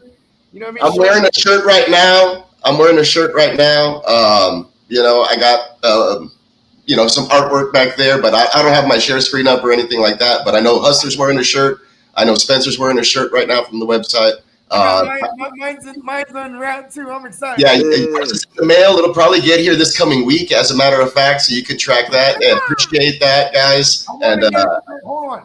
I'm gonna take a picture wearing the shirt, and I want you to make me a shirt of me wearing the shirt. And then I want you to make me a shirt of Bogard wearing that shirt. You got it. Yeah, so y'all go check that out. I always let you guys know when I'm having sales going on, and if you all need any graphic work done, or you guys have any ideas, hit me up, and we can collaborate and work on that stuff. So I got you. And guys, have a beautiful, wonderful Saturday, and we'll do it next time, Playmakers. Laters. One more thing. Look where you're broadcasting from. What's that? Look where you broadcasting from. That's hard as fuck. Oh, I'm in the man cave. I got the arcade in the back that I've been fixing up. I'm painting the other side with some neon stuff because it's neon Peacock. I do a lot of blacklight painting, acrylics, and things like that. Like to trip out. So go check out the website. I got a lot of stuff like that coming, and we're definitely going to be doing a lot more NFL based stuff really, really, really soon. So you guys go check that out. Appreciate y'all. You guys have a great day. You too, big Brad. That motherfucker hard, bruh. Yeah, he goes crazy, man. He goes crazy. Yes, sir. Okay. Shit, man. Somebody want to nominate a team? Yeah. Oh, yeah, I got one. You want to go, Spence? Yeah. Let me go. I'm gonna go stick with the NFC, and man, I gotta nominate the Minnesota Vikings, bro, because they've got so much fucking weaponry, man. Jets Jefferson. I mean, shit. Corky Kirk Cousins back there slinging it with Jets Jefferson, Adam Thielen, Irv Smith. I like Irv this year. Fucking KJ Osborne, Love sneaky KJ. three. Love KJ. Fucking and Dalvin Cook and Madison, bro. That team is good. They're gonna be fire, bro. Kevin O'Connell running the show there. That's gonna be Conklin, a little touchdown rebirth. sneaky. Like, I mean, shit. Well, Conklin's not there no more, but like, Oh yeah, sorry, Conklin left Yeah, to he the with Jets. the my Jets. bad. yeah, that's why I like that's my Irv bad, a that's lot, my because bad. now that Conklin's not there, that's a good amount of vacated targets. To where I think Irv Smith, as long as he can finally stay healthy, is gonna have a role to where that team's gonna be fucking nice, bro. He had it his Corky rookie year Kirk. too, though. He came on at the end of the season his rookie year. Facts, yeah, So exactly. Irv is already scheduled in. Yeah, And Irv would have did it last year if he wouldn't have got hurt in the preseason. exactly. Yeah, I because we believe saw what that too. Conklin did. I believe that too. Yeah.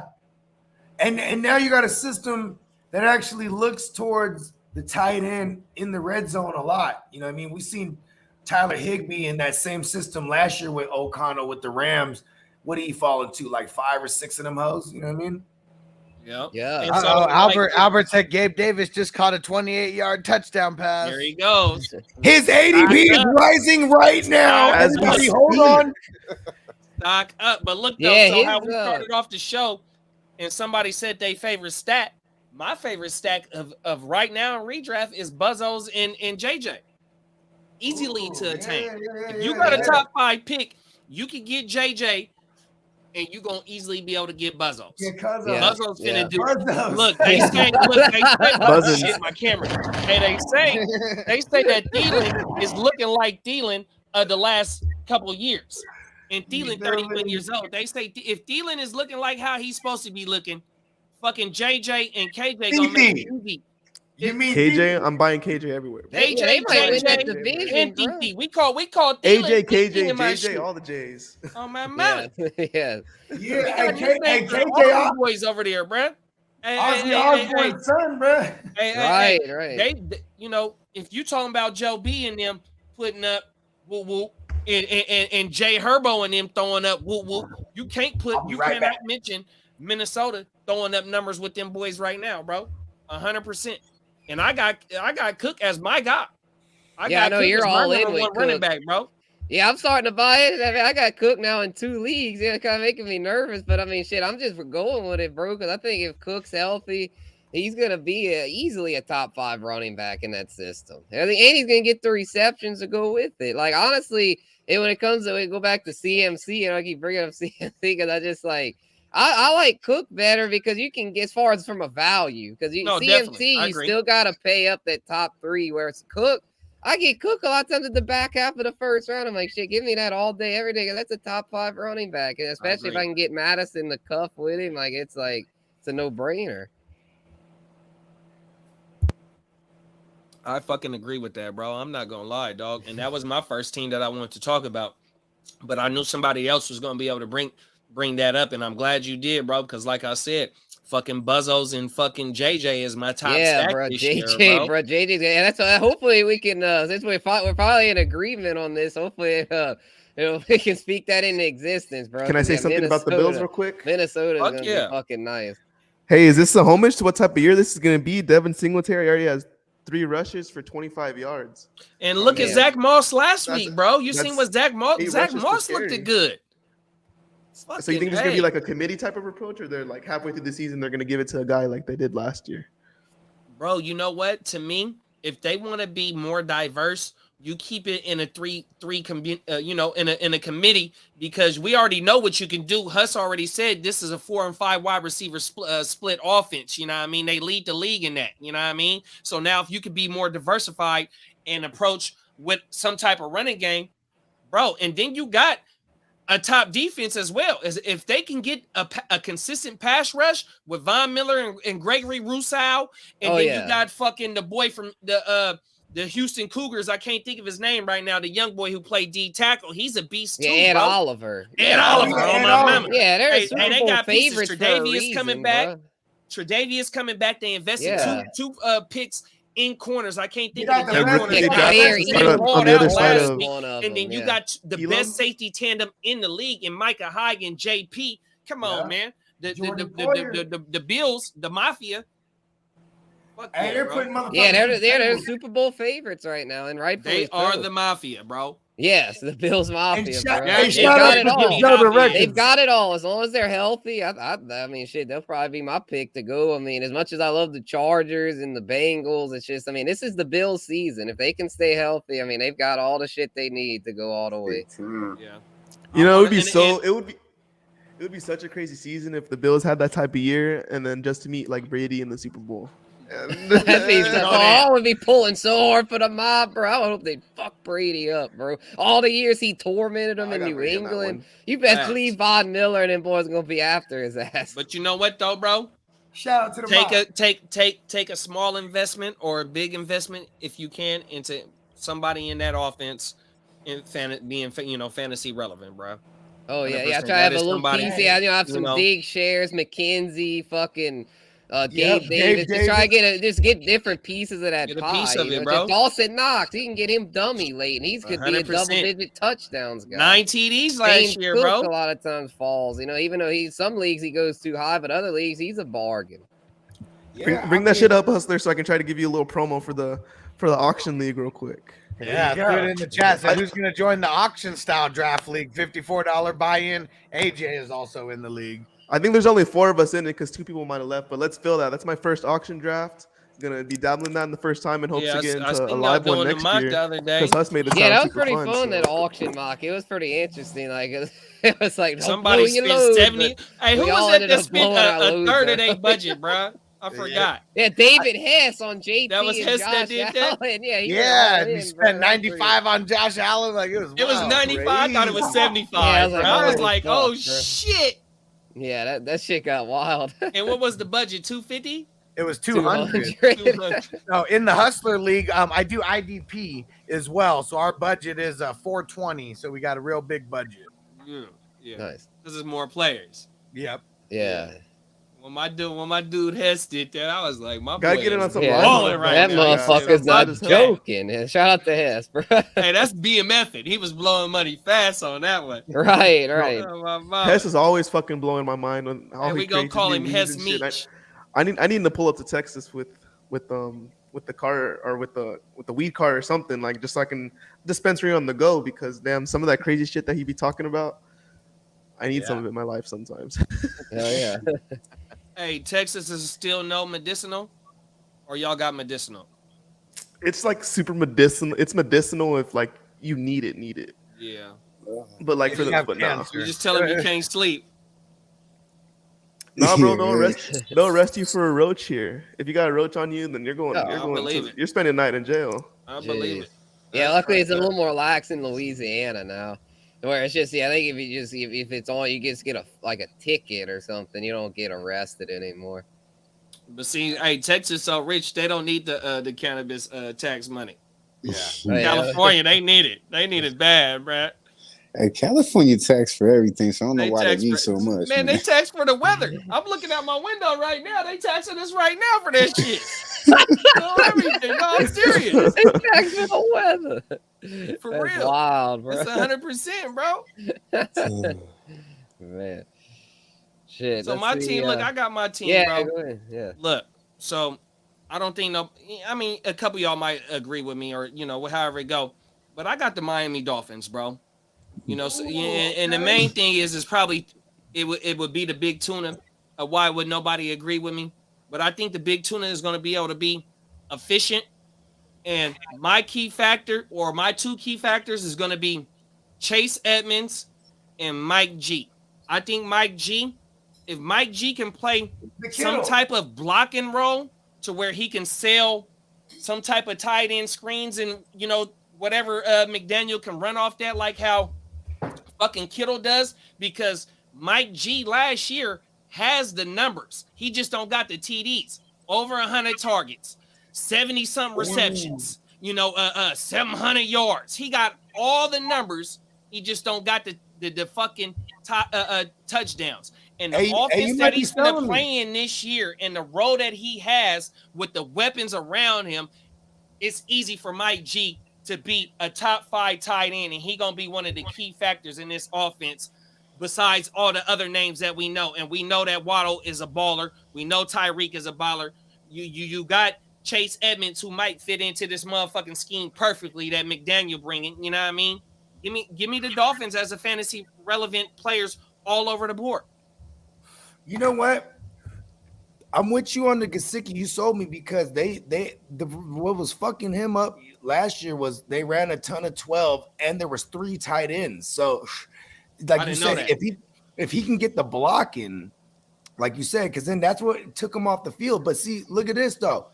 They got rid of like Shaheen and whoever else was there. I'm sure they have other guys, but there's undenying that he's the pass catching guy, and all he needs to do is block a little bit. They can have him in line, and like you said, he could be just right up the seam, free and wide, like you know what I mean, and go unaccounted for with a Tyreek and a Waddle on the field. So you might have got me, especially because he goes dumbass late. You know what I mean? No, and for sure. And so this Sunday is our tight end show that we doing, right? Okay. And I got Mike G in my top 5 or top 6. I know I got him up there early, bro, in my rankings, finishing as a top tight end, 100%, bro. Just based on the numbers, and I can go. I can go because you know I write my shit down. I can go grab it right now and break it all down, but I kind of want to save it tomorrow, bro. But all good, man. You gotta give the people, and for those of y'all, man, everybody, make sure y'all subscribe to the Heart to Start Fantasy Podcast. That's Heart and number 2. You know what I'm saying? Heart number 2 starts. Heart Start Podcast. Everybody check that out, man. They got the real. You gotta have to check that out. I'll be tapping in. You know what I mean? Like 100%. Learning a lot from my guys, man. He's part of the motherfucker. Oh, everything. He done christened us with the in present aura. Yeah. Hey, man, you know what I'm saying? Luigi done made his appearance. You know what I mean? Yeah. Okay. Hey, listen, chime into this, y'all, on the Dolphins. Please. Waddle. How about this? Waddle. Let's play this game. Waddle or Pittman. Oh, Pittman. Not even close. Because Waddle goes higher than Pittman. That's insane. That's why I don't fuck with Waddle. Waddles are probably my biggest avoid because I feel like with the freak there, Guccini, like there's not gonna be enough for Waddle to justify the ADP. If Waddle was going more like the 6th, 7th, 8th round, I could maybe see it. But so we're definitely going DJ Moore over Waddle. Round, like I can't go DJ Moore over Waddle because I know that Waddle gonna get the yardage. DJ Moore ain't gonna get the TDs. DJ Moore's gonna get the yardage. I mean, we know that. And Waddle gonna get the yardage too, though. Yeah, Waddle hit first thousand last year. I set the stage. Waddle, I don't. Spencer JD part 2. Let's All right, yeah. I love that shit. And Hurst was just talking about a debate show, though.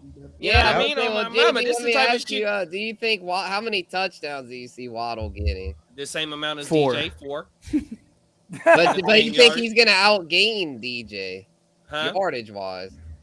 That's where I feel we disagree because I think DJ's gonna outgain him by a significant amount. I don't see Waddle even getting 1,000. I see Waddle there. I can see Waddle getting 1,000 because of the yak. He didn't really get a whole lot of yak last year. He's more of the Google gadget. He wasn't really much of a yak guy. He only averaged like 10 yards a reception.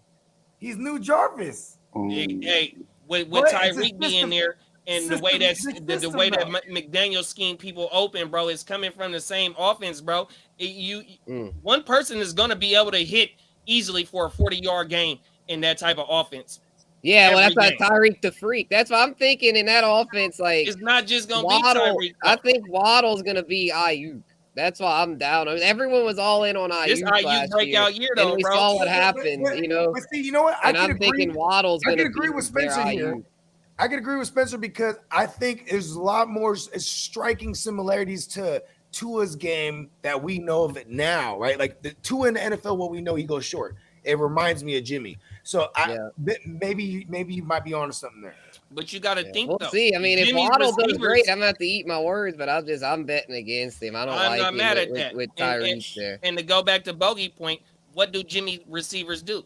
They yak off the yak, bro. Right, which Tyreek does it. Yeah, Tyreek Debo will be does fine. You know what I mean? So if you can get McDaniel, you get these boys in space with this speed, and Waddle is one of the fastest dudes out there as well, but yet he can ball and go up there and go. They said he got a 40-inch vertical, bro. Yeah, that was his strength in college, was going up and get the ball. He's dunking on verts. Oh, yeah, bro. he's talented. Yeah, he Oh, could very well Now prove you me got wrong. Tyreek But I Hill. Last year he was playing the I just two don't like strengths. the system the fit. dinks But and we'll see. dunks. Yeah, no, definitely. But I love. Yeah, I'm going love Scary Dolphins. Terry for me because Scary. I see Albert's question here. I mean, for me, Scary Terry because he's the number one there with the Commandos, and I just with the. I mean, I made my case. I don't like Waddle, so I think I'll take the floor Waddle.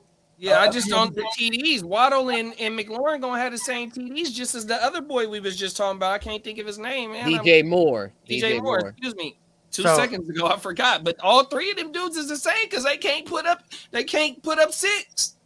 Straight up, I would 1,100 yards. They can't put up 6. If we're just talking straight up, I'd take Waddle, but I mean, I'd rather have McLaurin for the value because he's going later. It's a good point. Like I think, I'll go safety and reception wise because we only live in PPR, so I'll take Waddle. But the value is definitely in McLaurin, and like McLaurin's not going to be. I mean, I learned this from JD's show. McLaurin, we're looking at like 70, 75 receptions. You know what I mean? But you know what I'm saying? He has the potential to 1,200 plus. You know what I mean? Listen, I'm gonna depart from y'all homies. Gotta go start getting ready for work. I'm good. Yeah, for sure. Y'all follow me on Twitter, FFT_AJ. Been writing a bunch of articles for Fighting Chance Fantasy. Been dabbling in that a little more than podcasts. So hopefully y'all can check me out and be back with Hus and Bogey and everybody soon. Yeah, man. And y'all gonna be seeing a lot more AJ around here on the Playmakers. You know what I'm saying? You know what I'm saying? And AJ, getting ready for the season. I'm gonna shoot you. Dude.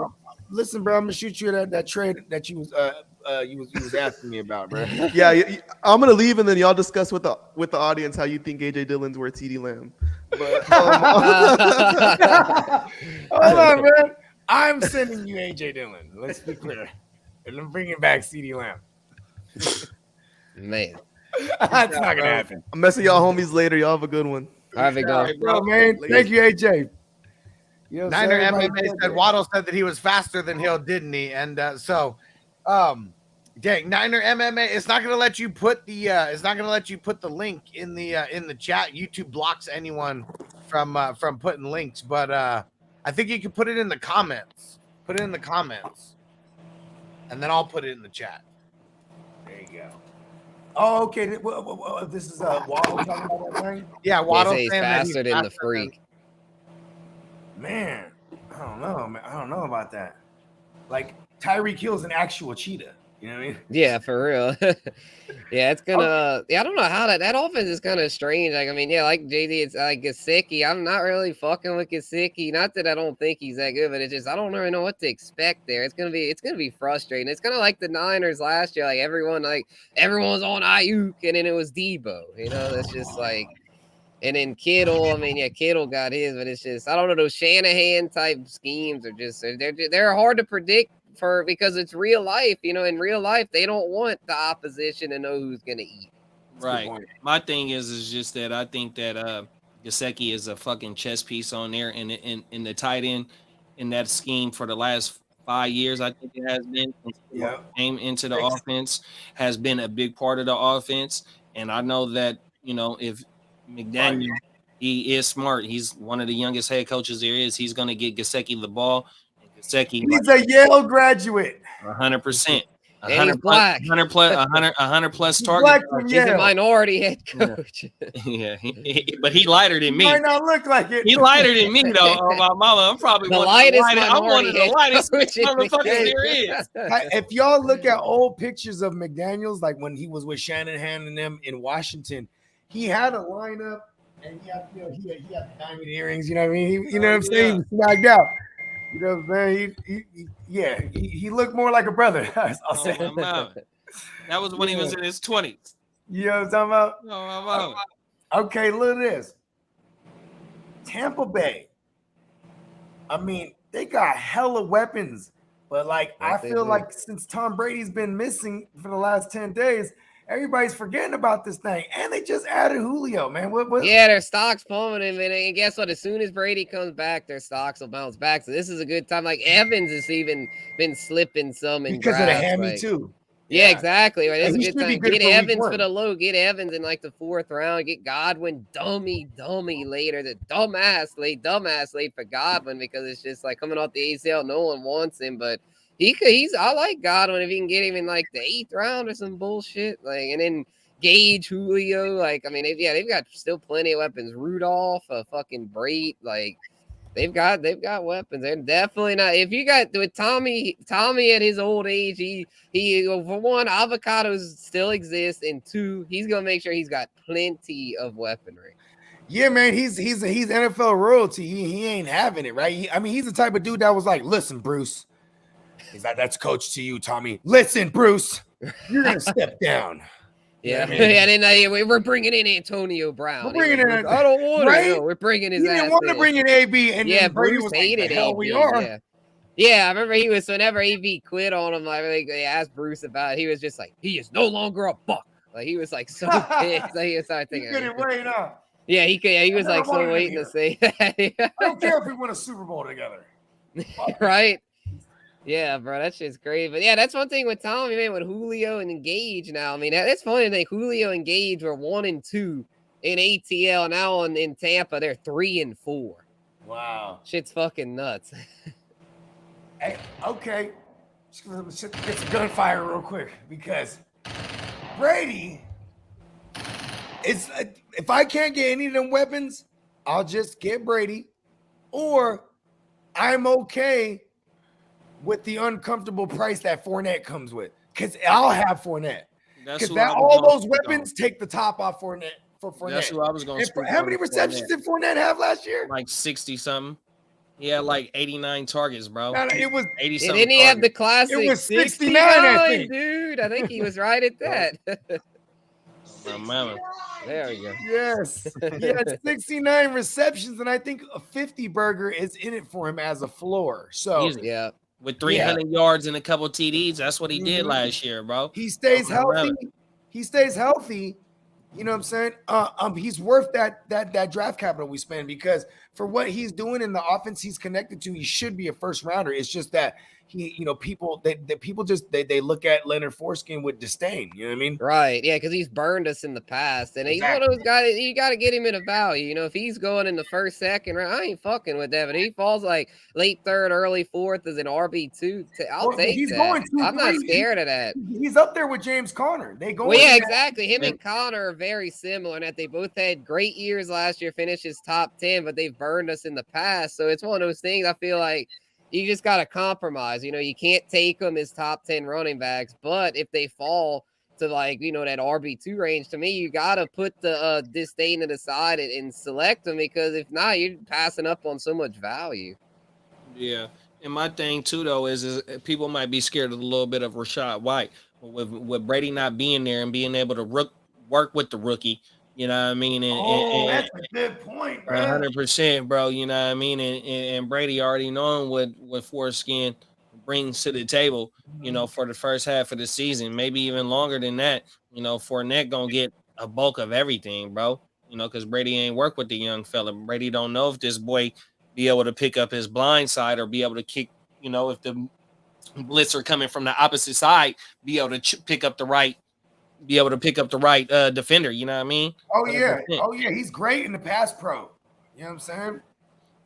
But just with Brady not being there, though, you know, I just don't, you know, I think that, you know, Foreskin is going to be able to eat a little bit more just based on that Brady ain't worked with Rashad White like that in the last, you know, if it's been 2 weeks, 10 days, it's going on 2 weeks, bro. I'm still the motherfucker that'll tell you, I'm still that motherfucker that'll say Keyshawn Vaughn's the handcuff too. Like, you know what I mean? I think Ron White, he might get utilized, but like, man, you just made the most illest point to me, bro, right now, is that Brady is gone right now. So, man, losing these reps with TB12, man, you know what I'm saying? He never trusted Rojo like that. He treated Rojo like a rookie. He was like, and then Keyshawn was the guy that could pass pro. So he was like, all right, they preserved Keyshawn until something happened to Fournette. Then he came in, you know what I mean? And like, so I'm just saying low key for They still got Bernard too. Oh, I thought they cut him. On everything. Yeah. Wait, they did? No, I thought they still have. think G. they do got him. Got him. Yeah, I Yeah, think they they still got got him. him. Hell of a You know, mustache. that's a 10-year plus veteran. That is a champion mustache. That Gio Bernard. Have you seen his mustache? You got that porn stash. You got that porn stash. Yes. You got that 70s soup strainer. You know what I mean? Thanks. Okay. What, Man, you know who I got? Can I go next? 'Cause I know who I'm going with.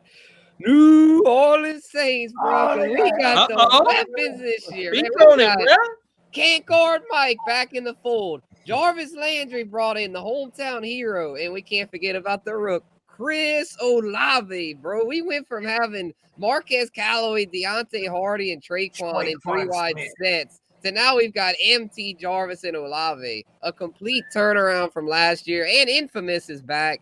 So I know everyone's still talking about Brady and the Bucks as the favorites, and rightfully so. But my Saints, y'all are sleeping on them. National media, bro, y'all always think because I see someone talking about Breeze, man. Breeze is out of there, man. I love Drew Brees, man. He's my favorite player growing up, but we gotta move on, man. It's Jameis Winston's team now. He's gonna take us to at least the playoffs, hopefully a division title. And he's got the weaponry. It's not like he's just gonna have to carry him. You know, he's one game removed last year. One game removed from and y'all did y'all part to get in, but you know my Niners. Yeah, we were in until y'all beat the Rams. Yeah, at least we made y'all have to work for it. We didn't just give it to y'all. We fought. I'm saying, but even with all our injuries, bro, we had so many injuries. I'm saying, and you know what's crazy is how wide open the NFC West is. I mean, NFC West, the NFC, because it's so top heavy. Open. It's so top heavy that it's wide open. There's everybody else's dark horses basically. You can't even call them dark horses. Just a bunch of horses all running this motherfucker, and you just so happen to have like a very small group of faster horses. You know what I'm saying? It's top heavy. It's not like the AFC. AFC, everybody's hitting, bro. You know what I mean? Hey, Olave scored last night too. Yeah, I saw that. Yeah, that was a nice little catch. Yeah, exactly. Yeah, because Ian Book stinks. I mean, he's not. Yeah, he had a little drag in there. But yeah, Olave. I mean, Olave. They're making, and that's the thing. They're making Olave earn the reps. You know, just because he's a first round pick, they put him.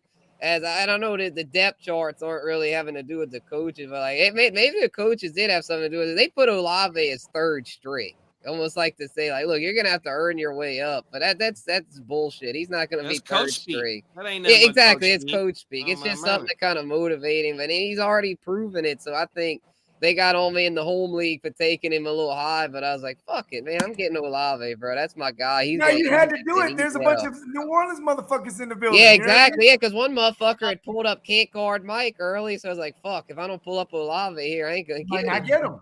Yeah. But look, though, bro, out of all the rookies, the rookie wide receivers, Olave got to be in one of the best positions. Yes. Go ahead and eat this year, bro. I had him number one in my rookie receiver rankings. Yeah, we both did. Yeah. Yeah. Oh yeah, you was with it. Yeah. We thought Hurst. I think Hurst had him pretty high too. I think who'd you have? Drake London or Burks? You had him 3. I think you had Olave 3. Yeah, I'm pretty sure. It was 3 or 4. I really can't remember off the top of my head. That shit was like 2 months ago. I think that was definitely feel different on a lot of those players. Oh, for sure. Yeah. But that was dynasty season, you know what I mean? So, right. Yeah, I liked his long-term outlook too, because I felt like he, you know, even if Jameis doesn't stick around, like I don't care who the QB is, like, and with Thomas and Jarvis not being that young, I think Olave in a couple of years will be the clear-cut number 1. Hey, but didn't y'all give up one of y'all first 2 picks? Or y'all? Well, yeah, for next year we gave up a first. Yeah, we don't have a first next year. I thought y'all had 2 first-round picks. This year we did. Yeah, we got the left tackle to the big of the corn-fed. Oh, you traded up to get a Iowa, pick. Trevor Penning. Yeah, we traded with the Eagles. The Eagles. Yeah, you got the Eagles pick. Yeah, y'all had 6 the Eagles. Yeah, so the Eagles get, I think, multiple. They gave up a first next year with the Tennessee with A.J. Brown, I think. So they'll probably only have 1. That was it. That's exactly right. Yeah, that's right. No. They gave up the first for the draft that they were in. So I think they had to give up more than that, though. They had to give up, I think, next year's first, too. I mean, A.J. Brown, that's an elite asset. I wasn't aware of that. I forgot. Don't quote me on that, but I'm pretty sure they had to give up 2 firsts to get AJB. It would make sense though because they had.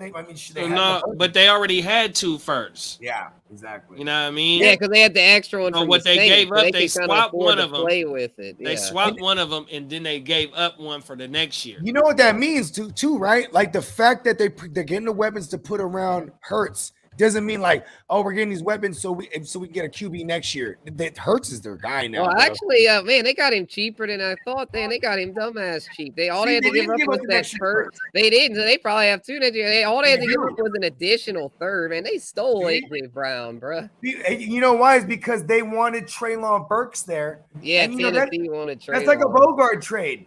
I'm waiting around, and I'm like, hey, you love Treylon Burks, don't you? Yeah. You know what I mean? Yeah. You AJ Brown, you know what I mean? I'm gonna take it. Yeah, that was a Bogard trade off for sure. Yeah, because we don't see a whole lot of Bogard trades in the NFL, but we saw one there. Hey, that's a Guccini trade too, though. I ain't gonna lie, because I see the Sagittarius trade. Swing for the fences. I know that y'all Sagittarius. Y'all have to swing for the fences, hey, that's why bro. when you see me and Guccini do a trade, it's never no big package deals. It's like 1 for 1 or 1 for 2. Like, you know what I mean? It's always like big names, though. That's the thing. Exactly. It's like the Stallion and Trey Lance, like big fucking names. Hey, Dylan, I gave him AJD, bro. Yeah, I was like, fuck, man. Shaking the league up. Hey, when I made that trade with Guccini, I went down a spiral of like, and even like, see, I'm such a fool with it that like when I traded Davis, because that Davis got me. You know, Davis was a part of getting me what's his name? Najee. And then immediately I'm like, fuck, I gotta get Davis back. You know what I mean? Yeah. And I just kept sending them fucking arms race. And then the person I'm playing week 1, he starts going yay. He's just like, you know what? Oh, fuck that. And he made like 3-4 trades, bro. Like it was basically like a he was hitting me up yesterday wanting to trade again. See what I'm saying though, bro? Like, yeah, because it's an arms race. Yeah, he was wanting he wanted my fucking he wanted ETN from me in CMC. I was like, hell no, bro. You gotta back the fuck up, bro. I ain't giving those up. He's trying to give you both. He's like, give me both of them. Yeah, and then he was he was trying to lowball me. I was like, bro, you got to chill out. Because then he was like, I don't really want to trade Pittman. But then he threw in a deal, threw Pittman in one of the deals. Oh, that's trade talk 101. Well, you know how much I love Pittman, bro. I can't even do it. But you know what? Yeah, but that's what I was like, bro. If we're talking CMC and ETN, you best believe Pittman's gonna be involved. Like, I ain't coming off of them for fucking ski. This was Scary Terry and Gibson. I was like, bro, I ain't fucking with the Commanders like that, bro. You can keep your Commanders, bro. What's funny is I tried to make a trade with him. I'm playing week 1. I was like, hey, I got Brian Robinson for you. You know what I mean? Yeah, he's got all the Commanders. I was like, you better back up Gibson. You know what I'm saying? I'm like, listen, I got him, bro. Like, yeah. They got a boy. Speaking of a little live report for y'all, they got a boy for the Colts that's eating in the preseason. Desmond Patman, 3 for 49. Really got the chemistry going with Nick Foles right now. So this is okay. So if you know why it's important to duly note names like this is if God forbid anything happened to the starter like Matt Ryan, right? Whenever the backup comes in, they tend to have rapport with the guys they've been practicing. Yeah, with the fellow backups. Yeah, the team twos. Yeah. So duly note that name right there. Patton. Patman. Yeah, Patmon. Yep, Desmond. Yeah, I think he was like one of their late draft picks from a couple. You know why I say this too? Because they don't have a third. They don't have a third of note. I mean, I think Alex. Well, yeah, Paris Campbell, but we all know he's gonna die. Hurt right now, isn't he? He's hurt already. Come on. Listen, I might be wrong, but he's probably been hurt. He's just always hurt. I'm like, he's like he's literally a walking injury. Like, oh my god, let's see this shit. Yeah, no, I don't think he's hurt right now. They saying that Paris Campbell blessed for latest opportunity to emerge as reliable WR. Okay, before we close out the show, let's go. Let's do this. Who are the low key teams that no one's looking at that you think that we can get either value out or even potential stacks out of? I mean, we kind of mentioned one earlier with Green Bay. I think even just those running backs in general. I mean, we didn't just kind of mention it. We hella mentioned it. Like that's a low key fantasy team, but to have I'll have multiple on that team. I could have a Lazard and a Dillon. are going to have a Rodgers and then multiple of those running backs. Well, I'll give you a low key one because everyone's kind of avoiding the Panthers because they could go to dog shit like real quick. But I mean, we saw last year at the beginning, first 3-4 weeks, they were booming. So if you have people, while they're booming in the beginning, while CMC is at least doing his thing, who knows how long that lasts. But I think that's going to be one of those like super value, super flex. You get Baker as like your third QB, like hella late, as like QB 26 or like some shit. You like got that. weapons over there. Yeah, DJ Even Moore. the string bean, Robbie Anderson. Shout out to the string bean. You know what I mean? Terrence Marshall from LSU. Don't Terrence forget about Marshall. Terrence. Yep. You know what I'm Yep, saying? I got a low key one for y'all. The fucking shout out to Peacock, man. The fucking Texans with the judge and Nico Collins is a low key Brandon one. Or hell, if you want to go with the more reliable guy, the judge and Brandon Cooks. I mean, shit, have Davis is a super flex and Cooks is like your 3 type thing. That's a pretty nice stack. Yeah, that's kind of nasty. They're going to be trailing a lot to Houston. I love the judge, kid. You know what I mean? You don't have to sell me hard on the judge. Yeah, y'all sold me on the judge. At first, I was like, the judge. 3,800. Yeah, I was like, he's actually pretty fucking nice. And they're Right? going to be trailing. There's going to be a lot of negative game scripts. Yeah, give me the judge, bro. And you know what's funny is that he was a butt of most of our jokes last year. Like, yo, the judge can really take a hit. You know what I mean? Right. Yeah, 'cause like when his first game, He looked like because was he awful. looked like absolute dog shit in the preseason last year. Yeah, he was. Yeah, in that first game against Carolina, I think when he had to come in, he looked pretty rough. But I think he like rallied them at the end or something. Like they did pretty. Shit, bro, the games died against on the Carolina, like. The game against the Patriots, he went, bro.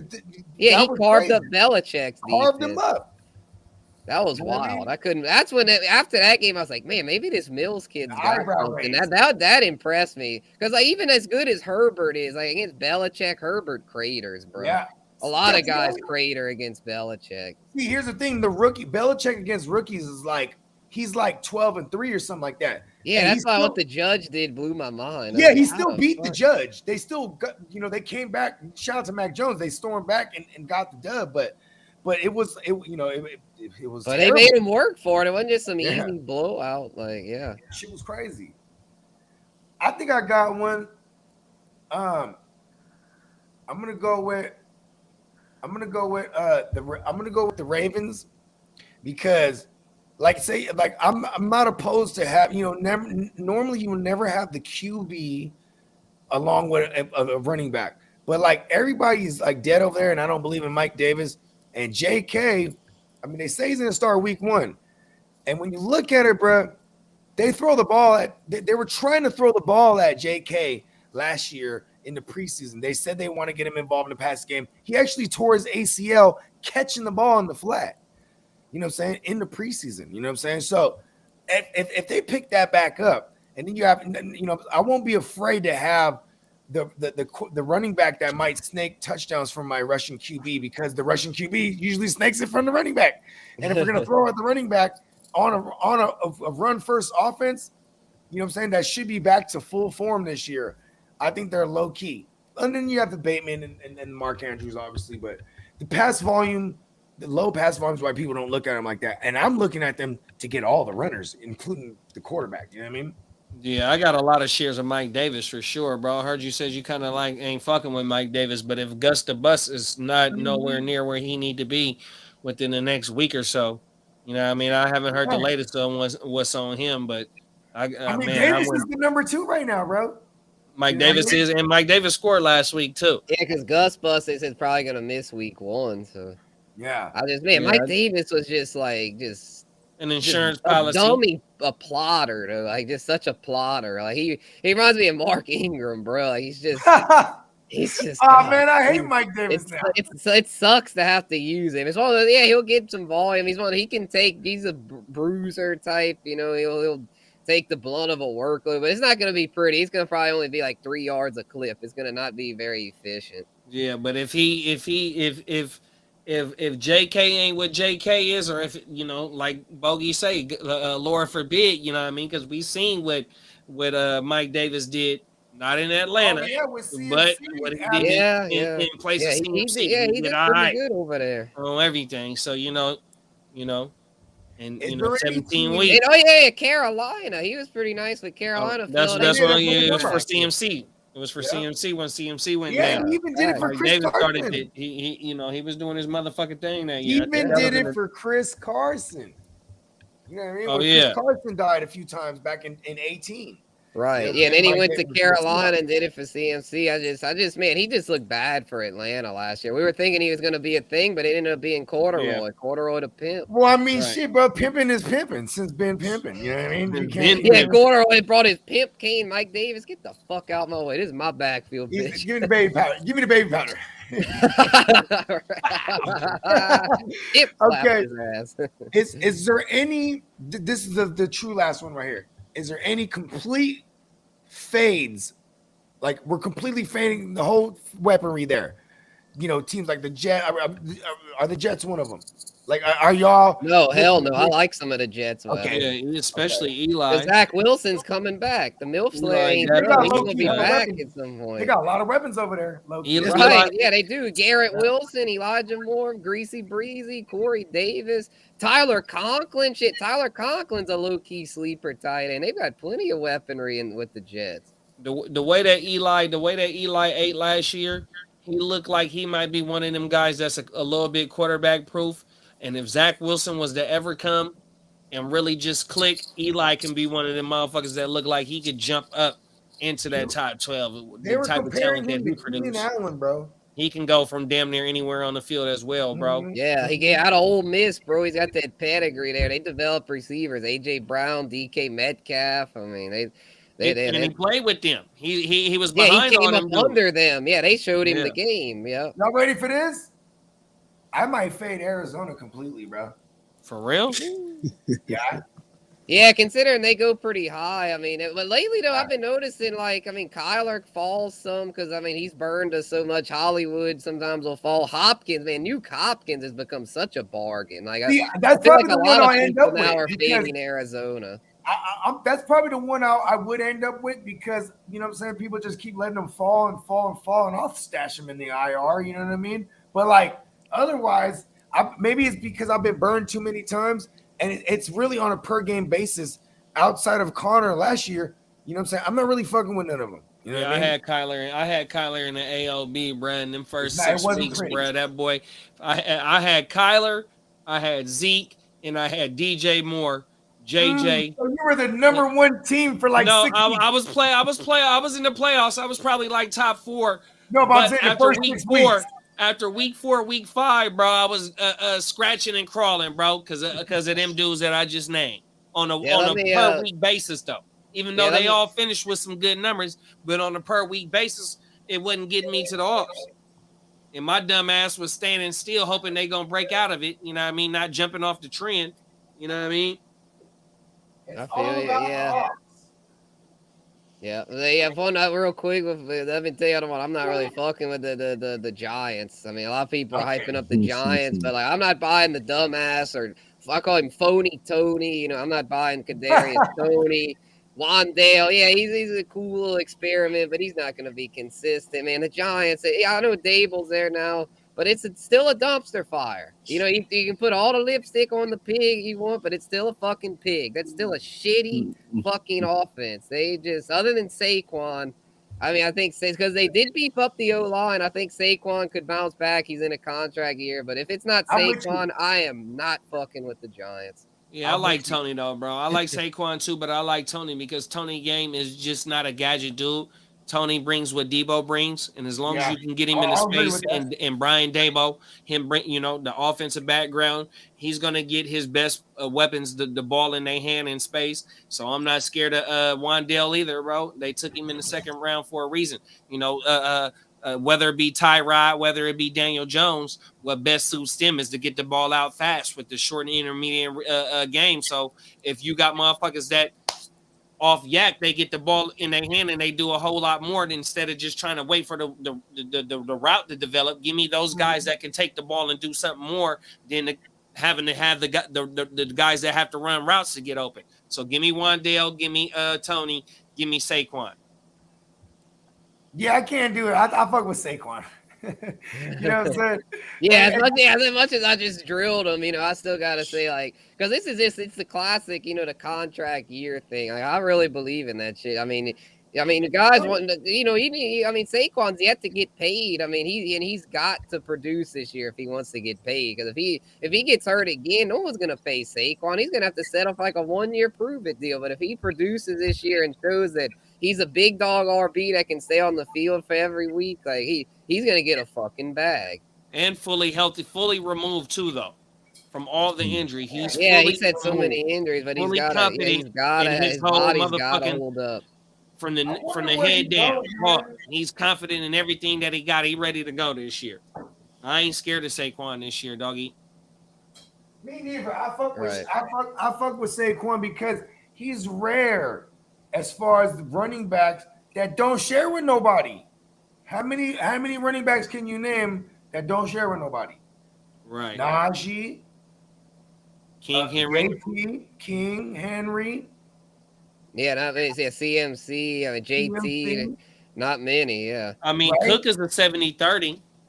See, I mean, but Madison ain't doing too. Only time Madison really eating is when Cook go out. Kamara. So he's part of that. It's it's a small class of guys, right? So that's why I think like Saquon will trump anything that we're afraid of from the shitty Giants offense, especially if we're going to Saquon ADP been shooting up, bro. They saying I don't like that at all. Yeah, I mean, you got to get him in the second now. Coming in the turn. And see, like a lot of my drafts, all my home leagues and my leagues that's on Sleeper, we draft, closer to after everything is done. You know what I mean? Yeah, closer to the start because we don't want to draft nobody injured. You know what I mean? Yeah. And Saquon gonna be getting close to that motherfucking term, closer to September, bro. As long as he's healthy, right? I mean, look at CMC. CMC, he's debated second overall these days. You know what I mean? In a lot of the mocks I've seen. People, CMC or fucking JJ. JJ is up there, bro. I've been seeing JJ. Oh, yeah, JJ's going, bro. JJ goes over Cup a lot of times. I'm kind of with that. I'm kind of with that. I ain't gonna lie. I am with that, actually. I'll take JJ over Cup. Yeah, same. I mean, I was pissed in the home league last night. I thought for sure I was going to be able to get JJ, but they took JJ first, and I had to settle for Cup. I mean, I was not planning on having any Cup shares, but, I got to go with my boy Cooper Cup, man. He's just so, like – and that's when that's one that slipped through the cracks, the LA Rams. We talk about the Rams. Man, I know a lot of people are kind of off of them, Super Bowl hangover, Stafford. Probably the elbow, too. But it's still Sean McVay. It's still Sean McVay. I mean, shit, even if the elbow flares up, whoever the backup is could still help, like Cooper Kupp and A-Rob the Mob could still produce. Oh, my man, John Wolford. Motherfucking McVay. The Wolf Man, yeah. Don't sleep on the Wolf Man. Yeah, I mean, I'm not buying the Stafford elbow thing, man. Stafford's oh shit, JD. I just thought of something right now. I just realized, hey, the first person to ghost ride the whip and surf on the hood, bro, was the Teen Wolf. Remember that? Y'all remember that, right? Yeah. Nick, you remember that? Michael J. Fox. The stunners on. He threw the stunners on. He was just gigging on the top of the fan. He was. Yeah, he was handstands, backflips, and shit. I ain't seen Teen Wolf in hella years, hella long. Shout out to Michael J. Fox. Michael J. Fox is always gigging. He just he got the that's a Bogard bad joke. You stupid, bro. I am. Oh man. Fucking that's why you going dumb. Oh shit. All right, well, shit. Oh, okay. We got one question in here from Chosen Rose. Who would you go second pick? I want to go Austin Eckler. Also, can you rank who would you pick out of Aaron Jones, Zeke, Lenny, Javonte, and Kamara? I mean, I'm on the Najee train with that second pick. Yeah. I take I'm Najee. I'm on the fight crib. The CMC. Oh my mama, give me C-Mag, man. I'm going for the gusto, bro. I swear to you, bro. C-Rip. Oh, hey, look at. You know what? Najee benefiting from everybody dying. Excuse my language. I can't. I ain't gonna lie. You know what? I'm going Jefferson. I ain't mad at that. There's a lot of running backs I'm okay with. Like I can get Jefferson and perhaps get Fournette. You know what I'm saying? I won't feel comfortable with him as my 2. But then, if you're the second pick overall, you get a quick swing around. You know what I mean? You're going to be able to get 2 nasty running backs in a single QB, right? You go boom Jefferson, get 2 nasty running backs. You know what I mean? You could even get Andrews there. You know what I'm saying? You never know. Andrews on that 2-3. And then we got to rank them. And then rank out of the Aaron Jones, Zeke, Lenny, Javonte, Kamara. I'll say I'll go ahead and rank them first. I guess I'll go Javonte 1, Kamara 2, Aaron Jones 3, Lenny 4, Zeke 5. Yeah, I'm gonna go Kamara, Aaron, Lenny, Javonte, and then Aaron, Zeke. Damn, no love for Javonte. I'm going Jones, Javonte, Kamara, Lenny, Zeke. I just like Kamara because Kamara, it was a career low everywhere, and then when he got on film, he stayed healthy, no suspension. Kamara, but the no suspension thing's not a guarantee because we all know if that Vegas footage comes out, that could be the end of that. Hey, you know what, bro? It's so crazy, right? That it hasn't came out because the eye in the sky is real. Catches everything. That's how they caught Pac. Right. If Pac wouldn't have passed away, bro, he wouldn't have been in jail, bro, because he was on probation, bro. They bailed him out. He beat somebody up, bro. That's an assault, bro. You the first person over there. The eye in the sky that caught his ass. Yeah. That's why motherfuckers think that Pac faked his motherfucking death because he said he wasn't going back to jail. You in Vegas, bro, it's cameras everywhere. You in New York, it's cameras everywhere. In Sacramento with the motherfucking the mass shit that they thought it was a mass shooting, it was a gang shootout. It was all on camera. And this is Sacramento. Yep. Was it a downtown Sac too? Like downtown on K Street, right down the street from the fucking Capitol in California. You know, I just thought of something. Hey, Sac weather-wise is like the Texas of California. I'm about to move to Texas. Man, our shit is damn near like y'all shit. You know, my brother out there, right? Our shit is kind of like where you at, bro. Damn near like that. We just get 100. It's gonna be 106 today. On my mountain. That's right. Your bro is out here, huh? On everything. Real talk. Yeah. Okay. Well, shit, man. Let's round robin this thing. You know what I'm saying? Let's close this thing out. Spence, let them know. Bet.nola. Right. Yeah, y'all can check me out there. Bet.nola.com. We got picks, fantasy columns, rankings, like all the shit y'all need to dominate on draft day. We go live 3 times a week. So, yeah, a lot going on there. And then y'all can also check me out at Spencer the Guru. Going to have some fresh redraft rankings coming out. I know a lot of y'all draft next weekends. I know probably the most popular weekend to do y'all's redraft. So we're going to have some fresh rankings out. Get y'all right for that. Going to have a final mock draft. It actually might not. I'm not sure if it'll be Monday this week because Mondays for me have been hectic. My last few Mondays have just been crazy. So, like, I'm thinking we might make the mock draft on Tuesday or Wednesday, but we're still going to get it in and have a final mock to get y'all right. So, yeah, that's Spencer the Guru. We got it going on. Shout out to the Playmakers. Yep. My man, Nick. Yeah. So I know, Nick, I know you came on the fantasy show, but I do want to bring you on, you know what I'm saying, for a segment when we get into this college thing going. You know what I'm saying? Yeah, because, you know what I'm saying, that would be awesome on a Saturday morning for people to get these college football isms. But let them know everything you got coming and let them know where they can find you, my brother. Man, everything coming up is going to just be streaming on platforms on Facebook under Busy Boy Gaming. And we're going to keep trying to get that, you know, we're going to just keep building that, grow with the community over there.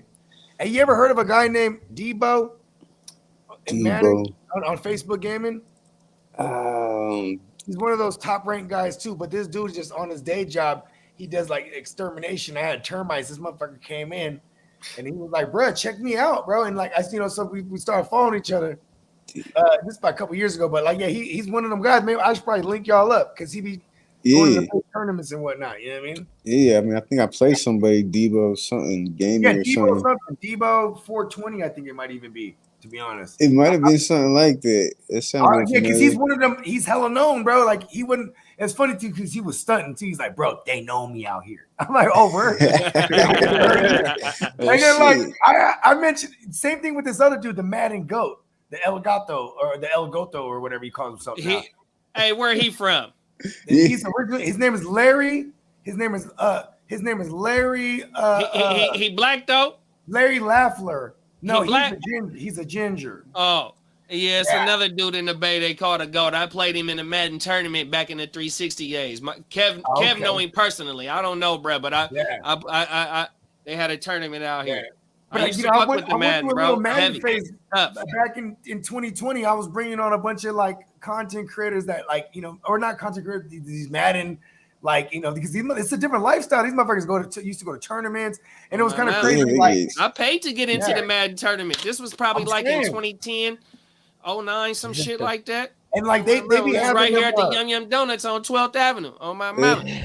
Hey, shout out to Yum Yum Donuts, bro. They got the ill sandwiches. The donuts are phenomenal. That sounds good as fuck. If I come down on y'all's end, I'm gonna think we have to go there. Yum Yum. Yeah, hey, Yum Yum Donuts, bro. It's the donut on my shop. mama. They got a Yum Yum Donuts in San Diego, nigga. I was out in San Diego, you know, because my daughter go to school out there, and they got that's where Yum Yum Donuts originated as in SoCal. Oh, word. Nice. Yeah, we got the Meshes donuts that's fucking lit down here, and then of course in NOLA, brother, the beignets, Cafe Du Monde beignets. That shit fire. Go crazy. I be at Popeyes getting the beignets. I know those are the fake ones because I ain't never had the real. Yeah, y'all gotta come down to get the real ones, right? It's right on get the the river, real actually. joint. Right? It was river boats. The Cafe Du Monde's right on the river. Okay, here's another thing. Shit, real quick. Shout out to Corey. What up, bro? Haven't seen him in a minute. He's back at it. Yeah, what up, Corey? Good, brother. Hey, I haven't seen that name on this joint in a minute. Hell yeah. Hey, you know, that's how you know we back in it, bro. It's redraft. It's not a drill. It's that season, bro. Drill, 19 days away. You know what I mean?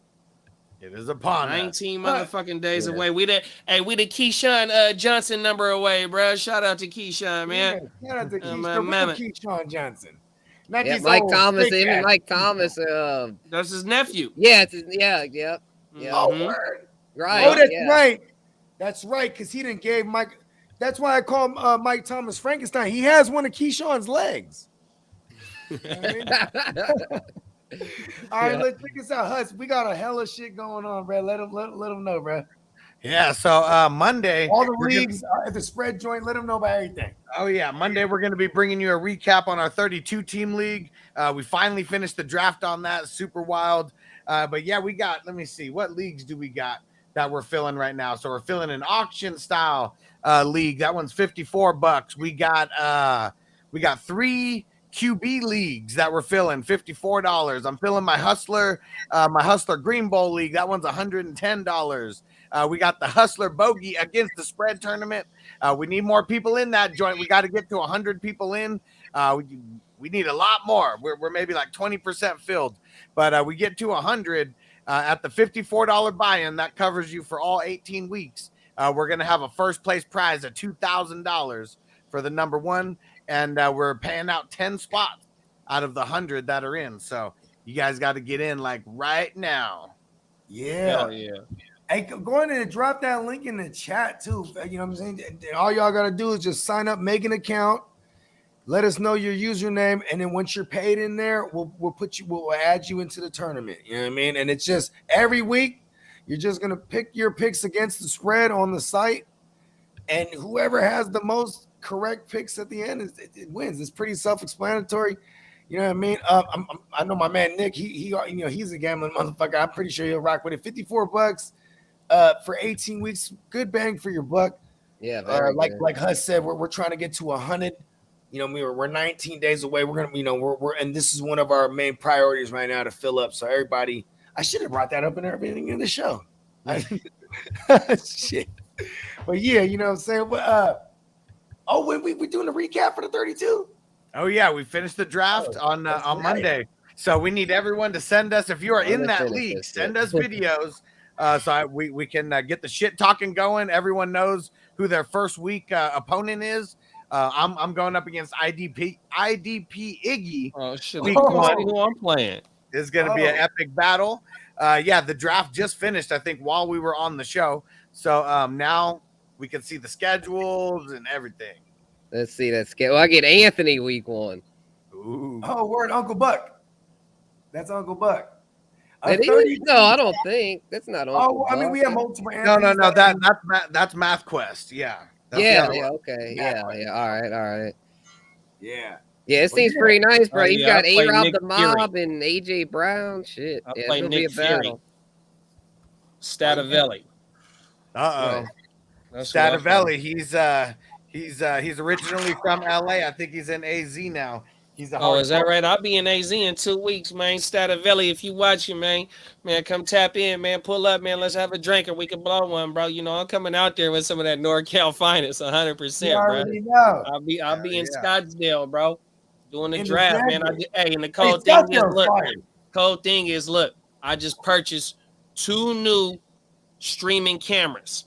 Now I gotta get confirmation from the league, but sound, you know, little how you call it, breaking news. They give me the okay. I'm streaming the draft from 3 different camera angles this year, bro. Yes, 100% straight, live and direct. If the league, we already doing a podcast live and direct on scene. I'm taking all the equipment with me, bro. We're gonna do an episode. Brody Cortez is coming back to make shout out to Brody on the heart to start. Shout out to Maurice Jones-Drew. 100%. I'm gonna try and introduce the whole league to everybody that fuck with it. You know what I mean? You know, I don't know if everybody gonna get on camera. You know what I mean? But you know, it's in the working. 100%. And if the motherfuckers give me the okay, I'm streaming the draft live and direct, bro, from the ALB mansion. 100%. Y'all know how we do it, bro. We own tomorrow night. We live and direct, live in the studio with everybody. All 4 of us is gonna be here. Our first episode in the studio with the new equipment tomorrow, bro. 100%. I love it. Check us out. The tight end, our top 10, top 12 tight ends tomorrow, bro. That's a very crucial episode because, man, a tight end, when you have to start one, that's a league winner when you could diagnose.